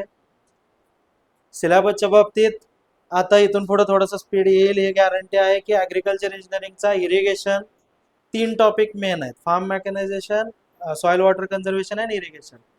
हे 3 संपले की ॲग्रो एनर्जी एकदम सोपं आहे, पण जास्त मार्काला आलाय म्हणून स्किप करा, म्हणजे पेपरमध्ये पण तेच लिहा, सोपं आहे एकदम. नाही, ते माझं ऍक्च्युली लेक्चर कमी राहतात की मी काही 40 पॉईंट संपला की लेक्चर संपलं. टोटल म्हणून 60-70 असेल, लय नसेल असं लगेच संपतं ते. टोटल जर धरलं तर तुम्ही 70 तास धरा जास्तीत जास्त. हा, पण त्यात मी जे फॉरेस्ट्रीच्या बाबतीत, आता नंतर कसं असणार आहे की फॉरेस्ट मेन्शुरेशनचं आता आपलं तिकडे जे FDCM चा डेपो आहे, तर तिकडे रेकॉर्डिंगला त्यांना परमिशन मागितले की ते तुम्हाला प्रत्यक्ष इन्स्ट्रुमेंट दाखवणार, जसं मी ते जंगला जंगलात फिरतोय तसं रूट सकर दाखवतोय किंवा, तर तसं चंद्रपूरकडे आहे ते. हा, तसं ते जास्त नाही आहे, तुम्ही म्हणजे मला स्वतःला नाही आवडत जास्त. पॉईंट संपला बस, आणि बाकी काय त्याच्यात तुम्हाला इन्स्पिरेशन काय भेटणार नाही, त्याच्यासाठी तुमचं तुम्ही युट्यूबवर जावा. म्हणजे मुद्दा आणि तेवढंच, आणि ते पॉईंट टू पॉईंट, म्हणजे 1.1 सिलेबसचा 2.1, आणि आधी डिटेलमध्ये राहील एक्सप्लेनेशन, आणि हे परत टेस्ट सिरीजचं पर्पज हेच आहे की आपल्याला कमी व्हायचं. आणि या टेस्ट सिरीजद्वारे मी काय करणार आहे तर सिम्पल आहे की आपण जे तुम्ही पाठवलेली उत्तरं आहेत ते तुमची झाली उत्तरं, त्याचे रिमार्क पाठवेन चेक करून, आणि मला जे याच्यात अपेक्षित आहे ते मी लिहिन, पण तो तुमचं उत्तर चुकीचं आहे असा अर्थ नाही. तुम्ही मी दिलेलं रिमार्क फक्त व्हॅल्यू ऍड करा, तुमचं मायनस काय करू नका. कदाचित हा, आता ते एक राहिलं सांगायचं की पेपर चेकर कोणत्याही प्रश्नाचं उत्तर त्याच्या डोक्यात फ्रेम केलेलं नसतं. याचं एक उदाहरण म्हणजे मशीन डिझाईन चेकिंगला गेल्यावर मला बेसिक मेकॅनिकल इंजिनिअरिंग म्हणून असतो माहिती आहे इंजिनिअरिंगच्या फर्स्ट इयरला सगळ्याला असतो. तर त्याचे क्वेश्चन पेपर जास्त असतात ना, आता सगळ्याच पोराला कंपल्सरी आहे. पण मशीन डिझाईन हा फायनल इयर आणि थर्ड इयरला असतो. तर ती संख्या ते चेकिंग संपल्यानंतर बेसिक मेकॅनिकलचे पेपर शिल्लक राहिले होते म्हणून तेही आले, जो की मी कधी शिकवलं नव्हतं. पण ज्या अर्थी मी मेकॅनिकल इंजिनिअरिंग डिपार्टमेंट त्या अर्थी ते बेसिक येऊ शकतं मला, त्यामुळे माझ्याकडे उत्तर कुठलंच फिक्स नसतं. फक्त मी काय करतो त्याच वेळी त्या गोष्टी घेत जातो की हा ठीक आहे. मग म्हणून कोणतंही उत्तर म्हणजे मला इन शॉर्ट काय म्हणायचं, कुणाचंही उत्तर चुकीचं नाही आणि कुणाचंही उत्तर एकदम चांगलं नाही. म्हणजे एकदमच तेच उत्तर आहे असं इथं कुठंच नाही. फक्त तुमचे पॉइंट व्हॅरी होऊ शकतात, फक्त ते योग्य पाहिजे. म्हणजे जसं की आयसी इंजिन मध्ये ब्रेक पॉवर किंवा इंडिकेटेड पॉवर हे कन्फर्म आहे की पिस्टनच्या वर जे तयार होते ते इंडिकेटर, तर तिथं अबाव द पिस्टन शब्द पाहिजे. Brake power transfer to connecting rod पाहिजे. आणि फ्रिक्शनल लॉ तर तेवढे फक्त कीवर्ड आहेत. पण मी जसं म्हणलं वॉटरशेडचे डिसएडव्हान्टेज, क्लिअर फिलिंगचे advantage disadvantage, people participation, general acacia निलोटिकाची इकॉनॉमिक इम्पॉर्टन्स, वर खाली कुणाची कशीही असू शकतात, परंतु सगळे राईट असू शकतात. ओके. सो फॉरेस्ट्रीच्या बाबतीत असेल किंवा ॲग्रिजनल किंवा जिओलॉजी, आन्सर फिक्स नाही. आन्सर फक्त काय पाहिजे, आन्सर पाहिजे. सगळ्यात सोपं आन्सर पाहिजे, मार्क येतात. अजून बघा तुम्ही क्लिअर झालेत का बऱ्यापैकी, बघा कन्सेप्ट पेपर बद्दलच्या. आणि पूर्ण पॉझिटिव्ह वेने हे शेवटचे दिवस कुठंही डिस्ट्रॅक्ट न होता, कोणी हॉर्नबिलच्या नोट्स केल्या असतील तरी फक्त एकच इन्स्ट्रक्शन त्यांना राहील की मी हॉर्नबिलच्या आधी जेव्हा बघायला घेतलं तेव्हा मी ते पूर्णपणे साईडला ठेवून टाकले. याचं कारण आहे त्याच्यात 100% 40% अननेसेसरी डाटा ते ते रिड्यूस करत बसणार. आणि जो डाटा आपल्याला या ठिकाणी आहे तो त्याच्यात नाही आहे, काही ट्री स्पेसिस असेल, काही पॉइंट्स नाही आहेत सरळ सरळ युपीएससीला, ते 40% वाढवत बसणार. म्हणजे किती काम वाढतं, 140%. त्याच्यापेक्षा मी काय म्हणलं, जे काही टॉपिक आहे ते नव्यानं केलेलं केव्हाही बेटर. मणिकंडन एक सोर्स आहे, काही तुम्ही चार्ट जीपीटी वापरा जिओलॉजीला. इव्हन जिओलॉजीला 2 स्टेट बोर्ड आहेत ना, ते बेस्ट आहेत 11वी 12वीचे. हा, आणि एक सगळ्यात महत्वाचं, एक्स्ट्रा ऑर्डिनरी आन्सर कधीच नको असतं बरं का. जास्त जर तुम्हाला ज्ञान असेल ना, खरंच सांगतो कुठल्याही याचं, तर सोपी उत्तरच समजतात, त्याला सुद्धा सोपीच आवडतात. आणि तुम्ही बघा बेस्ट शिक्षक कोण असतो कधी बी आठवा, जो सोपं सांगतो. कारण त्याकडे इतकं नॉलेज असतं की त्याला ती गोष्ट सोपी करून सांगता येते. जसं की अँटीलॉक ब्रेकिंग सिस्टीम म्हणून ऑटोमोबाईलचे आहे. मग आम्ही शिकवताना काय सांगायचं, सायकल माहिती आहे चालवले प्रत्येकाने, सगळ्यालाच माहिती. सायकलचा ब्रेक उतारान दाबताना काय करायचं तुम्ही, का अचानक दाबत होता डोक्यावर कुचायला, नाही, हळूहळू दाबायचा दाबायचा दाबायचा. नसेल ब्रेक तर काय आपली एक टाईक होती खाली पाया, ते जुन्या कोणी सायकल चालवले तर त्या तारालाच पायाने दाबायचं. ओके. पण एक बेसिक प्रिन्सिपल होतं की मी काय करत होतो, हळूहळू दाबत होतो. एबीएस सिस्टीम म्हणून तुम्ही ऑटोमोबाईल मध्ये बघितलं असेल, त्याला अँटीलॉक ब्रेकिंग सिस्टीम म्हणतो. त्याच्यात सुद्धा काय केलं जातं की अचानक समोरनं ऑब्जेक्ट आला तर आपण ब्रेक इन्स्टंट दाबतो, ड्रायव्हर इन्स्टंट दाबतो. पण त्याच्यात एक सिग्नल सिस्टीम अशी असते, सोलनॉइड स्विच वगैरे, ती काय करते, जे ब्रेक दाबता म्हणजे तुम्ही काहीतरी फ्लुइड प्रेस करता, न्यूमॅटिक असेल किंवा इलेक्ट्रिकली सिग्नल देता.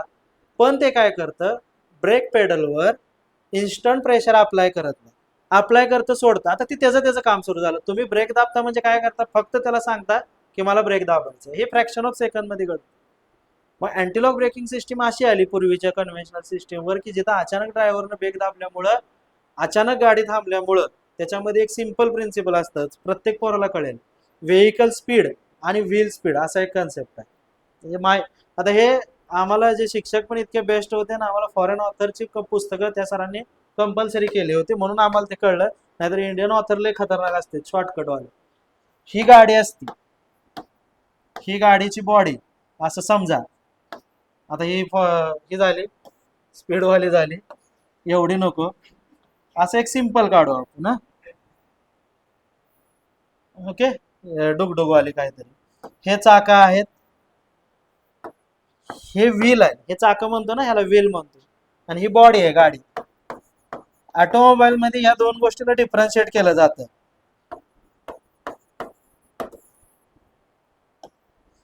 Wien we apply the brake, आपण ब्रेक कुणावर अप्लाय करतो, गाडीवर अप्लाय करतो का, नाही. जेव्हा गाडी 80 किलोमीटर पर आवर न जाते तेव्हा गाडीची बॉडी किती किलोमीटर न जाते, काहीच केलेलं नाही, 80 न जाते. व्हील पण किती न जात आहेत, 80 न जाते. When we apply the brake, speed कुणाचं कमी होतं इन्स्टंट, व्हीलचं स्पीड डायरेक्ट आपण समजा 20 वर आणलं, येतं 0 जर एंटीलॉक नसेल तर. पण गाडी किती स्पीड नाही, 80 नच. आणि ते जे बरोबर आहे ना, गाडीची बॉडी हायच वेगात आहे ना, आणि त्याच्यामुळं काय व्हायचं, गाड्या पलटी होणार ना. आता तुम्ही अचानक पळताय आणि मी पाय वडला, पाय वडणे म्हणजे ब्रेकिंग आहे, तर तोंड पडणार, तोंड फुटणार. सेम इथं व्हायचं. मग अँटीलॉक ब्रेकिंग मीन्स व्हॉट आहे, व्हेकल स्पीड, ह्या वरच्या गाडीच्या बॉडीच्या स्पीडला व्हेकल स्पीड म्हणतात आणि ह्याला व्हील स्पीड म्हणतात. Antilock braking is nothing but matching the vehicle speed किंवा wheel speed with the vehicle or vehicle speed with the wheel. म्हणजे हे अचानक ब्रेक दाबल्यानंतर डायरेक्ट त्याला 0 किंवा रिटायर्ड आणण्यापेक्षा ते काय करतं, हे फ्रॅक्शन ऑफ सेकंडचा भाग आहे. मात्र 60 वर आधी आणतं तेव्हा व्हेकल स्पीड पण 80 वरनं 70 वर येईल इमिजिएट, बरोबर आहे ना, वरच्या बॉडीचं. मग फास्ट करून 30 वर आणतं आणि जसं 30 होईल तसं डायरेक्ट 0 केलं तरी चालतं, कारण 30 हे स्पीड कंट्रोलेबल आहे ब्रेकला. पण 100ला डायरेक्ट 0 आल्यावर जे स्किडिंग होतं ते अवॉइड करणं म्हणजे अँटीलॉक ब्रेकिंग. सायकलमध्ये आपण तेच करत होतो. म्हणजे आपण किती हुशार होतो लहानपणी, की आपण आधीच अँटीलॉक ब्रेकिंगचा शोध लावला होता, की हळूहळू हळूहळू दाबत होतो ना, आणि मग ते आवाक्यात स्पीड आलं की मग पूर्ण दाबायचं. सेम ते, फक्त ते सेन्सरद्वारे ऑटोमेशनद्वारे केलं जातं आणि हिथं आपला हातचं ऑटोमेशन होतं. झालं.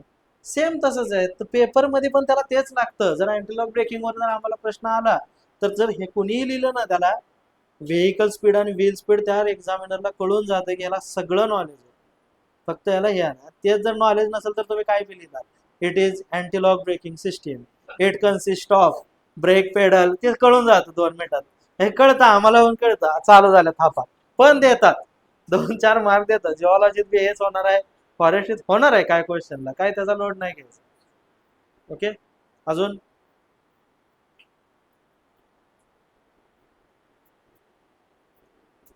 अजून मेन म्हणजे काय सांगतो, कितीही कॉम्पिटिशन असू द्या, काही ठिकाणी काही मध्ये मुलांचं नुकसान झालेलं आहे, त्याचा ऍडव्हान्टेज तुम्ही घ्या. नुकसान कशाच्या बाबतीत झालंय, किंवा काही बॅचेस लॉन्च झाल्या, बंद झाल्यात, काही स्वतःहून करतायत, ते बेस्ट मी म्हणेन. कधी कधी चुकीचं किंवा अति फास्ट मध्ये फक्त सिलेबस संपला म्हणून नावाला, ह्याच्यापेक्षा स्वतः शांतपणे केलेलं बेटर. सो त्यामुळं कॉम्पिटिशन कमी आहे. अनेक अकॅडमी खोलल्या होत्या, 7-8 अकॅडमी होत्या फॉरेस्ट्रीमध्ये, सगळ्या बऱ्यापैकी कमी झाल्या. काही म्हणजे काही विद्यार्थ्यांची पूर्ण सिलेबस झालाय पण नोट्स नाहीत, असं पण काही ठिकाणी झालंय. मटेरियलच दिलेलं नाही किंवा त्या सिलेबसला धरून दिलेलं नाही. तर तुम्ही जर तुमचा जिओलॉजी स्वतःहून करताय आणि जर फक्त सिलेबसचा एक एक पॉईंट करत करताय तर कधीही बेटर. जिओलॉजीवाल्यांनी काय करा, की एकदम प्रेशरमध्ये नका येऊ. तुमच्याकडे खूप मटेरियल आहे ना, 3-4 हजार पानं गोळा करा, कुणाची आहे त्याची गोळा करा. केलं, तुमचं काम काय आहे, सपोज जिओलॉजीचा आपण सिलेबस काढूया. फॉरेस्ट्रीवाल्याने आता जरा हे ऍग्री इंजिनिअरिंग काय लोड घेऊ नका, थोडं सांगू दे त्यांना, नाही तर त्यांनी बिचाऱ्याने तुमचं लय ऐकलं. जिओलॉजी किती पानावर आहे, जी जी जी ई एफ, एफ नंतर जी येतो ना. मला आधी वाटलं आधी येत. ओके ओके, नाही मी समजा सारखं जी वरच आहे, आणि हे नावालाच आहे मोठा सिलेबस, ह्याचा काय लोड घ्यायचा नाही. हा, ह्याच्यात बहुतेक घेतला नाही मी, कम्प्लीट सिलेबस इथं असेल. जिओलॉजीचा आहे का आता सिलेबस तुमच्याकडे, कुणाकडे?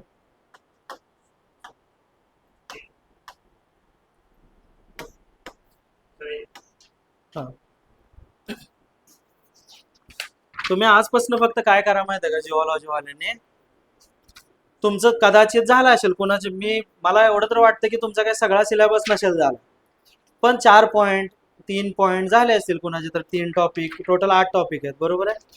पहिलं गोष्ट, सोपे सोपे टॉपिक आधी पिक करा. जसं की लय वेळ आहे म्हणून आता रिमोट सेन्सिंग 5 दिवस करायचं आणि कंबाईन मेनच्या आधी मराठी इंग्रजींना आता ते फेकून द्या साईडला, असं नाही करायचं. आत्ता काय करायचे, सोपे सोपे टॉपिक पिक करा.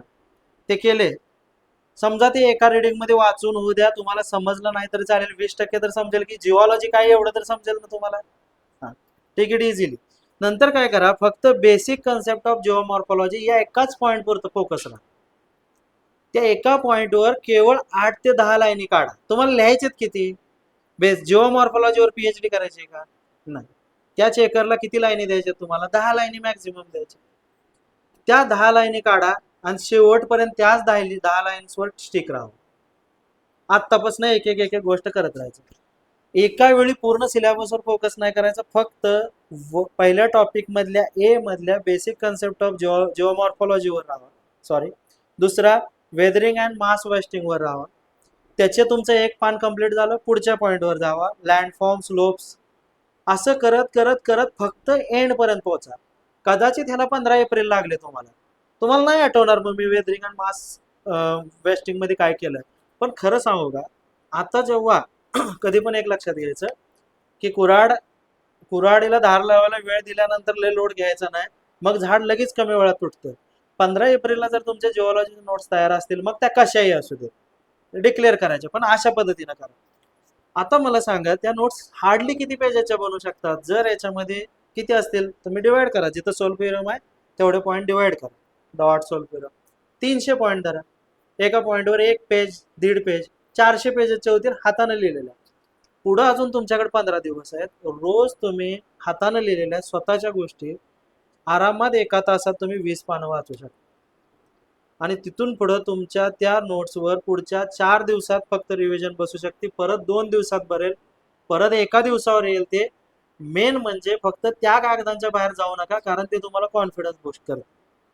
आणि कसं आहे, 8-8 क्वेश्चन किंवा कम्प्लीट पेपर न सुद्धा होऊन सुद्धा एसीएफ आहे, ठीक आहे ना. आता आपल्याला जागा जात आहे. पॉझिटिव्ह गोष्टींकडे बघा, निगेटिव्ह गोष्टींकडे नका बघू. कुणाचं काय झालंय, कुणी केलंय, कुणी लय केलंय. 1200 पानाचं मी सांगेन हॉर्नबिल करून रिझल्ट येईल असं पण कोणी समजायचं नाही. कारण जर करणं काय महत्वाचं, हॉर्नबिल केलं 18 ट्री स्पेसिस केले आणि हाय 36, ते कोणी बघायचं? आणि तुम्ही नॉर्थच्या करून बसाल, नॉर्थच्या 3च आहेत, बाकी तर 33 साऊथचे आहेत. पण युपीएससीत तसं नाही. तर युपीएससीत ते अनेक स्पेसिस नाही आहेत ज्या आपल्याला आहे तिकडं. मेन मॅटर तो आहे ना, सिलेबस करा. डाटा खूप केला म्हणून काय सक्सेस मिळेल असं नाही. म्हणून जरी आपण युपीएससीच्या नोट्स कुणाच्या फॉलो करत असेल तर मी काय म्हणलं, 3-4 हजार पेजेस गोळा करा, पण एका वेळी ते पेजेस नका वाचू. रिव्हर्स इंजिनिअरिंग त्या पेजेस मध्ये basic concept of job morphology कितव्या पानावर आहे तो घ्या, गुगल लेन्स मारा, नाहीतर हाताने लिहा आणि ते पेज फेकून द्या. डॅश मारा त्याच्यावर, विषय संपला. म्हणजे एक सिंपल असं आहे की पूर्ण रॉ मटेरियल आता घ्या आणि एक त्याच्यामधनं प्रोडक्ट तुमचं स्वतःचं बनवा, जे तुम्हाला परीक्षेला अचिव्हमेंटला फायदा होईल. आणि मग ते पेजेस बघू पण नका, ज्याचे जे जे जे डाटा गोळा केलाय. ओके, सो सगळीकडे ज्ञान आहे, फक्त त्यातलं चांगलं चांगलं पिक करा. कुणाला रिजेक्ट पण करू नका, नाही मी याच्या नोट्स करणारच नाही. 2-3 लोकांच्या आणून ठेवा. कदाचित कुणी स्ट्रक्चरल जिओलॉजी आणि इंजिनिअरिंग जिओलॉजी चांगला दिला असेल, एखाद्या पोराने लिहिला असेल, किंवा त्याच्यातला एखादा छोटासा point engineering properties of Roxx हे एखाद्या पोराच्या नोट्समध्ये चांगले दिसतील तर दुसऱ्याकडे नसेल तर त्याच्यात या घ्या. सो सगळं चांगलं चांगलं चांगलं पिक करा. आपलं कुठं कोणाशी वाद, बरं आपल्याला काय एवढा काय विचार करायचा, आपले पॉईंट्स कव्हर होण्याशी मतलब. सो सेम त्या वेळेला जा जिओलॉजीला. आणि आत्तापासून शक्यतो ह्या गोष्टीला जर सुरू केलं ना तर खूप पॉझिटिव्ह व्हाल. डाटा नका एक्सटेंड करू. माझं मत आहे डाटावर कंट्रोल आणायला बघा आता. म्हणजे निस्तित शस्त्र गोळा करू नका. आता इतकी झाले तर चालवायलाच जमत नाही, किंवा इतका डाटा झालाय, आता रिव्हिजन कधी करू? आता लय वेळ आहे, विकिपीडिया आहे, आता तुम्ही रिसर्च सायंटिस्ट व्हाल, आता तुम्ही काय काय व्हाल, पण नंतर नाही. असं नंतर काहीच करू शकत नाही. आणि डाटा जास्त झाल्यावरच सगळ्यात कॉन्फिडन्स लूज होणार आहे. या क्षेत्रात 90% लोक, डाटा जास्त झाला की संपलं, हारला तिथंच संपलं. पण डाटा पार बी नका बंद करू, स्वतःच पण पॉइंट वाईज. सिलेबस कव्हर करायचा, पीएचडी करायची नाही. यस, अजून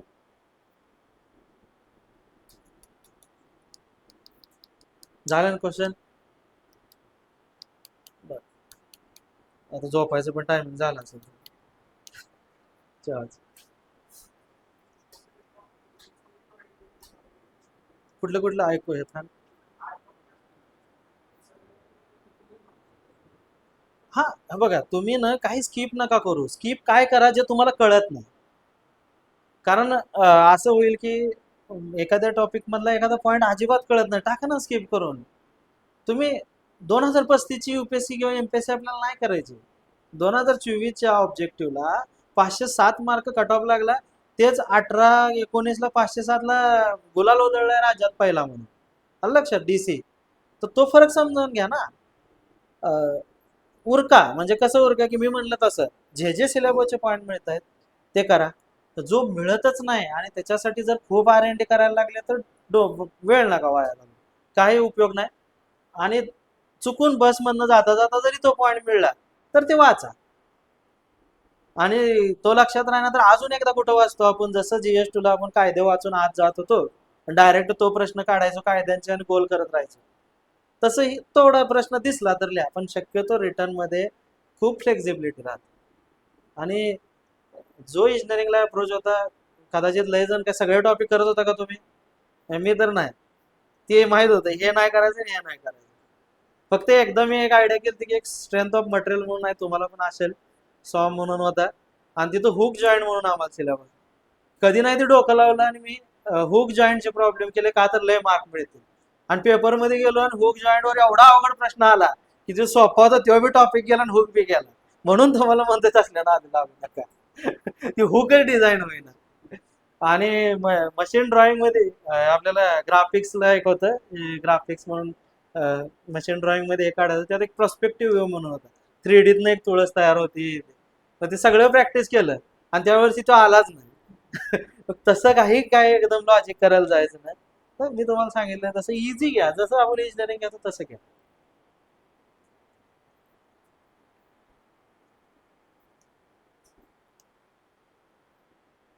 डन. बघा क्वेश्चन, करा मग अभ्यास, स्वतःहून करा, कसंही करा, पण रिझल्ट आणा. कॉम्पिटिशन कमी आहे पण क्रीम आहे. त्या 50 ओपनच्या जागा आहेत, फिमेलला आहे चांगली अपॉर्च्युनिटी 24 आहेत. सो घ्या. आणि मला असं वाटतं ॲट द एंड कन्क्लुजन, सिव्हिलचे पेपर द्यायला येणार असला फक्त प्रॅक्टिससाठी द्या. लिहून या पूर्ण ताकदीनं तिथं जेवढं शक्य असलं तर. पण जर होत नसेल अभ्यास तर मग नका दोन्ही दगडांवर पाय ठेवू. तसं आता शांत राहावं. आता जर ज्याचा आत्तापर्यंत उरकला असेल तर त्यानं करायला हरकत नाही, पण ते आता 2 तारीख परत ते 5 तारीख हे मॅच होणं शक्य नाही. बस. अजून असं पूर्ण हटके कोणाचा ऑप्शनल आहे? म्हणजे कोणाचं तर ऐकून बॉटनी आणि झोलॉजी दोन दोन मोठे मोठे घेतलेले नाहीत ना कोण? ते सोपे आहे ते. सिलेक्ट झालेले जिओलॉजीचे असू देत नाहीतर ॲग्री इंजिनिअरिंगचे असू देत, मी एखादा सगळ्यांचे पॉडकास्ट घेतो पण ॲडव्हर्टाइजमेंटचा भाग म्हणून नाही. मला अजिबात आवडत नाही. पोस्ट होल्डर ढीग मित्र आहेत, मी नाही घेत. मी स्पष्ट सांगतो क्या, कारण पोस्ट होल्डर हा डिफरंट पार्ट आहे, टीचिंग हा पूर्ण डिफरंट पार्ट आहे. पोस्ट होल्डर ते त्याचेही काहीतरी हिडन कष्ट असतं म्हणजे सगळं. आणि पण टीचिंग चांगलं नाही आणि पोस्ट होल्डर जर आपण रोज घेऊन आलो तर त्या पोस्ट होल्डरची भाषणं ऐकून तर तुमचं फॉरेस्ट्री होणार नाही. फॉरेस्ट्री माझ्या टीचिंगनं किंवा ज्या शिक्षकाचं ते न होणार. सो त्याच्यामुळे मी फक्त हे सांगेन कॉन्फिडन्स बुस्टिंग मधून की आता समजा थर्ड रँक वाला धनराज असेल ते त्यांना मी म्हणेन की चला तुम्ही जिओलॉजी बद्दल थोडक्यात अप्रोच सांगा. ते पॉझिटिव्ह सांगतील की अरे नाही एवढं प्रेशर नका घेऊ, मी एवढंच केलं तर एवढंच आलं आणि एवढंच लिहिलं असंच आहे. आणि प्रत्येकाचं उत्तर तेच आहे खरं सांगायचं म्हणजे. आणि मी स्वतः मला ॲग्री इंजिनिअरिंगला 240 आहेत. मी 15 दिवस केलं तर ठीक आहे, माझं आधीचं नॉलेज होतं. 241चं त्यावेळेस ऑल इंडिया टॉपर आणि मी 240 वर. सगळं तर मी तिथंच लिहित होतो काय काय नवीन नवीन. तुम्हाला शिकवते तर त्यामुळे खूप चांगलं वाटलं. असं वाटतं की तेव्हा असं कोण असतं तर IFS होतं. ठीक आहे, तिथे इंग्लिश काउंट होतो. आम्ही सिव्हिलच्या नादात नाही इंग्लिश ग्रामर केलं होतं ना तिथलं, तर तिथे इंग्लिश ग्रामर काउंट असतं 300 मार्काला. तर आम्हाला चेंज द व्हॉइस येईनाच. तिथं प्रश्न असतात, ते लेटर लिहायचं असतं. लेटर लिहू शकलो पण काय काय प्रश्न असतात की आपण कधीच केलेलं नसतं. तर तसं. आणि त्या आमचा ब्लॉग पण एवढा हुशार होता, त्यातले झाले दोघं आहेत. पण ते माझ्याकडे बघणार चेंज द व्हॉइस, मी त्याला विचारणार ते. तर ते नंतर कळलं की आमचं चेंज द व्हॉइस वगैरे चुकलं होतं नॉर्मल. तिथं थोडासा लॉस होतो पण इथं तसं काही नाही. म्हणजे सो एवढे मार्क येतात तिथे. बाकी अजून नाही ना काय? जर मनाला एकच म्हणायचं, अं, आता संजू सॅमसन ट्रेंडिंग मध्ये म्हणून म्हणतोय, पण मला जेवढा अनुभव आलेले आहेत आता माझ्याही बाबतीत लिगामेंट इंजुरी होऊन पण मी ते रानावाना ते वॉकर घेऊन हिंडत होतो, सगळं रिकवर होतं. म्हणजे आताही वॉकरच घेऊन आलोय मी, पण नॉर्मल चालताना वाटतोय, पण आहे लिगामेंट, म्हणजे मी रनिंग करू शकत नाही अजून. पण एक आहे की सोल्युशन शेवटी शेवटी लगेच येतं. म्हणजे गेल्या महिन्यापर्यंत मला विदाउट सपोर्ट चालता येत नव्हतं, या महिन्यात आता लास्टला इम्प्रूव्हमेंट फास्ट असते. सो सेम आहे तसं, संजू सॅमसंगचं तसं आहे. ऑल इज वेल ज्याला म्हणतो ना, ते खरंच आहे की सोल्युशन शेवटी खूप निघतं, फक्त विचारले करायचं नाही. जर ती मुलं 10 दिवसात एसीएफ होऊ शकतात, तर आपण 60 दिवसात आरे पण नाही का होऊ शकत, आणि त्याही जास्त जागांमध्ये. सिंपल आहे ना. मग काय प्रेशर घ्यायचं, आम्ही म्हणतो 10 दिवसात बी होऊ शकतो, फक्त करायचं. आणि सगळ्यात ताकद कुठं झोकून द्यायची, त्या 3 तासात. काही होऊ दे मला लिहायचं, आणि खरंच येतं लिहितं. जेव्हा मला लिहायचं म्हणतो ना, तेव्हा लिहिता येतं असं. आणि जेव्हा आपण म्हणतो ना, नाही यार काहीच नाही मूड, निगेटिव्ह अप्रोच, मग म्हणजे ते तुम्ही बरं ह्यातनं फायदा तर नाही मिळत. तुम्ही तुमचा 10-20 मार्काचा लॉस करता. पेपर नंतर म्हणता, अरे लय सोपा पेपर आला असता, मी जरा आधी करायला पाहिजे होतं. किती 50 वर्ष केला तरी ते तेवढंच लिहिणार आहे तुम्ही. एवढं हुशार असता तरी एमपीएससी ला कशाला आला असता, इस्रोवर गेला नसता. लिहिणार तेवढंच आहे. आणि मी म्हणतो लिहायचं बी तुला कोणी सांगितलेलं आहे. मी म्हणतो ना, मी चेक करताना बघितलं, किती नॉलेज असणार आहे माहित आहे की तुम्हाला पण. फक्त त्याचं म्हणणं काय, एक एक्झाम आहे ती द्या आणि आत या. एक डिसिप्लिन साठी ती एक्झाम आहे. इट्स जनरलिस्टिक सर्व्हिस याला म्हणतो ना आपण. जनरल सर्व्हिस का म्हणतो, they are not specific services. की तुम्ही सगळीकडचं नॉलेज ठेवा, तुम्हाला सगळं जमलं पाहिजे. मराठी पण व्याकरण काय आहे, तर बाबा आउट ऑफ महाराष्ट्र जी मुलं आहेत तीही एक्झाम देऊ शकतात. त्यांना कुठं तर रिस्ट्रिक्शन यावं, हाही उद्देश आहे. इंग्लिश याच्यासाठी आहे की तुमचं जुन्या अधिकाऱ्यांसारखं नको व्हायला, की आता सध्या सिच्युएशन काय आहे की आपले जे तलाठी पोरं झालेत, राज्यसेवा चांगली दिली, ते आता त्यांचे इंग्लिशमध्ये जे आर वाचून तहसीलदारला सांगतात, तर ती नको सिच्युएशन. त्यामुळे तुम्हाला इंग्लिश, तर ते आता तहसीलदारचा हुकमी एक्के आहे आपली पोरं. त्यांच्यात त्यांचा लॉस पण व्हायला लागला की सुट्टीवर गडप होता येईना, त्यामुळे लय नॉलेज बी दाखवायचं नाही. तर असं आहे. तर तसंच आहे इथं, तुम्हाला फक्त फॉरेस्ट्रीच्या थोड्या गोष्टी माहीत पाहिजेत, तेवढं लिहा आणि आउटपुटला जा. ओके. नाही नाही नाही, आत्ता आपोआप बघा सगळ्याचं सोल्युशन कसं आहे ना, आत्ता आपण जेवढं लिहित राहू, जसं की तुम्ही आता स्पोर्टमध्ये, स्पोर्ट कुठला आहे तुमचा, का नाहीच खेळत? हा बरं, क्रिकेट आहे. आता बघा तुम्ही मिडलला बॉल येतच राहतो ना बॅटच्या, कसंही खेळ. आता बॅडमिंटन समजा मी खेळतो, तर त्यात थोडंच आहे की काय माहित, असं जरी मारलं तर ती सेंटरला येतं ना, उलटा जरी मारलं. तो एक माइंडसेटचा खेळ आहे. जेव्हा तुम्ही लिहित राहाल तर ते कव्हर होणारच आहे. त्याला टाइम मॅनेजमेंट नाही. हा फक्त तर तुम्ही काय करा की पहिल्या क्वेश्चनला मी, हा आपल्याला एक फिक्स आहे की 6 क्वेश्चन्स आहेत, एवढं तर रिजेक्ट ठेवा. त्यामध्ये 35 मिनिट्स मॅक्झिमम भेटत आहेत आपल्याला एका क्वेश्चनला. 5 क्वेश्चन्स लिहायचे आहेत आपल्याला, सॉरी, 180, आणि सगळ्याला सेम वेटेज असल्यासारखं. सो त्याच्यामध्ये त्याच 35 मिनिटात किंवा काय असेल तो त्याच ड्युरेशन मधनं ते बाहेर पडायचं. किती किती मिनिट भेटत आहेत बघा बरं. 180 डिवायडेड बाय 5 किती झाले, 36 मिनिट भेटत आहेत. सो राऊंड अबाउट 36 मिनिट मध्ये वाइंड अप करत जायचं. इन केस 30-30 मिनिटात वाइंड अप व्हायला लागलाय प्रत्येक प्रश्न, आणि मग शेवट पोहोचला, रिटर्न या. तुम्ही शेवटी सुद्धा डायग्राम काय तुम्हाला काढला तरी काही कोणी म्हणत नाही, म्हणजे तेही रिप्रेझेंटेशन चांगलं दिसतं, असं काय नाही. किंवा शेवटी बॉक्स लिहा, कन्क्लुजन करा, काही करा, मग परत ते डिझाईन करा. पण तिथं मात्र त्या 30-35 मिनिटात त्यातनं बाहेर या. खूप जादा लिहू नका. म्हणून तर म्हणतो खूप जादा नका पडू त्याच्यात. Yes. अजून असतील तर अजून तुम्ही मॅसेज टाकू शकता, हे करू शकता, असं काय नाही, एकदमच सगळं सुचेल. ओके. सो बी पॉझिटिव्ह, आणि 100% पोस्ट आहे ह्या माइंडसेटनं करा. बॅक एंड डाटा आमच्याकडे आहे की किती स्टुडंट सिन्सिअर आहेत, कुणी किती, काही ठिकाणी अनेक मुलांचं खरंच लवकर करून सुद्धा सुरुवात नुकसान झालेले पण केसेस आहेत. मटेरियल नीट नाही आहे किंवा अति स्पीडमध्ये, तर थोडं स्पीडमध्ये पण नका जा. कन्सेप्ट क्लिअर करा, देन गो आहे, असं काय नाही.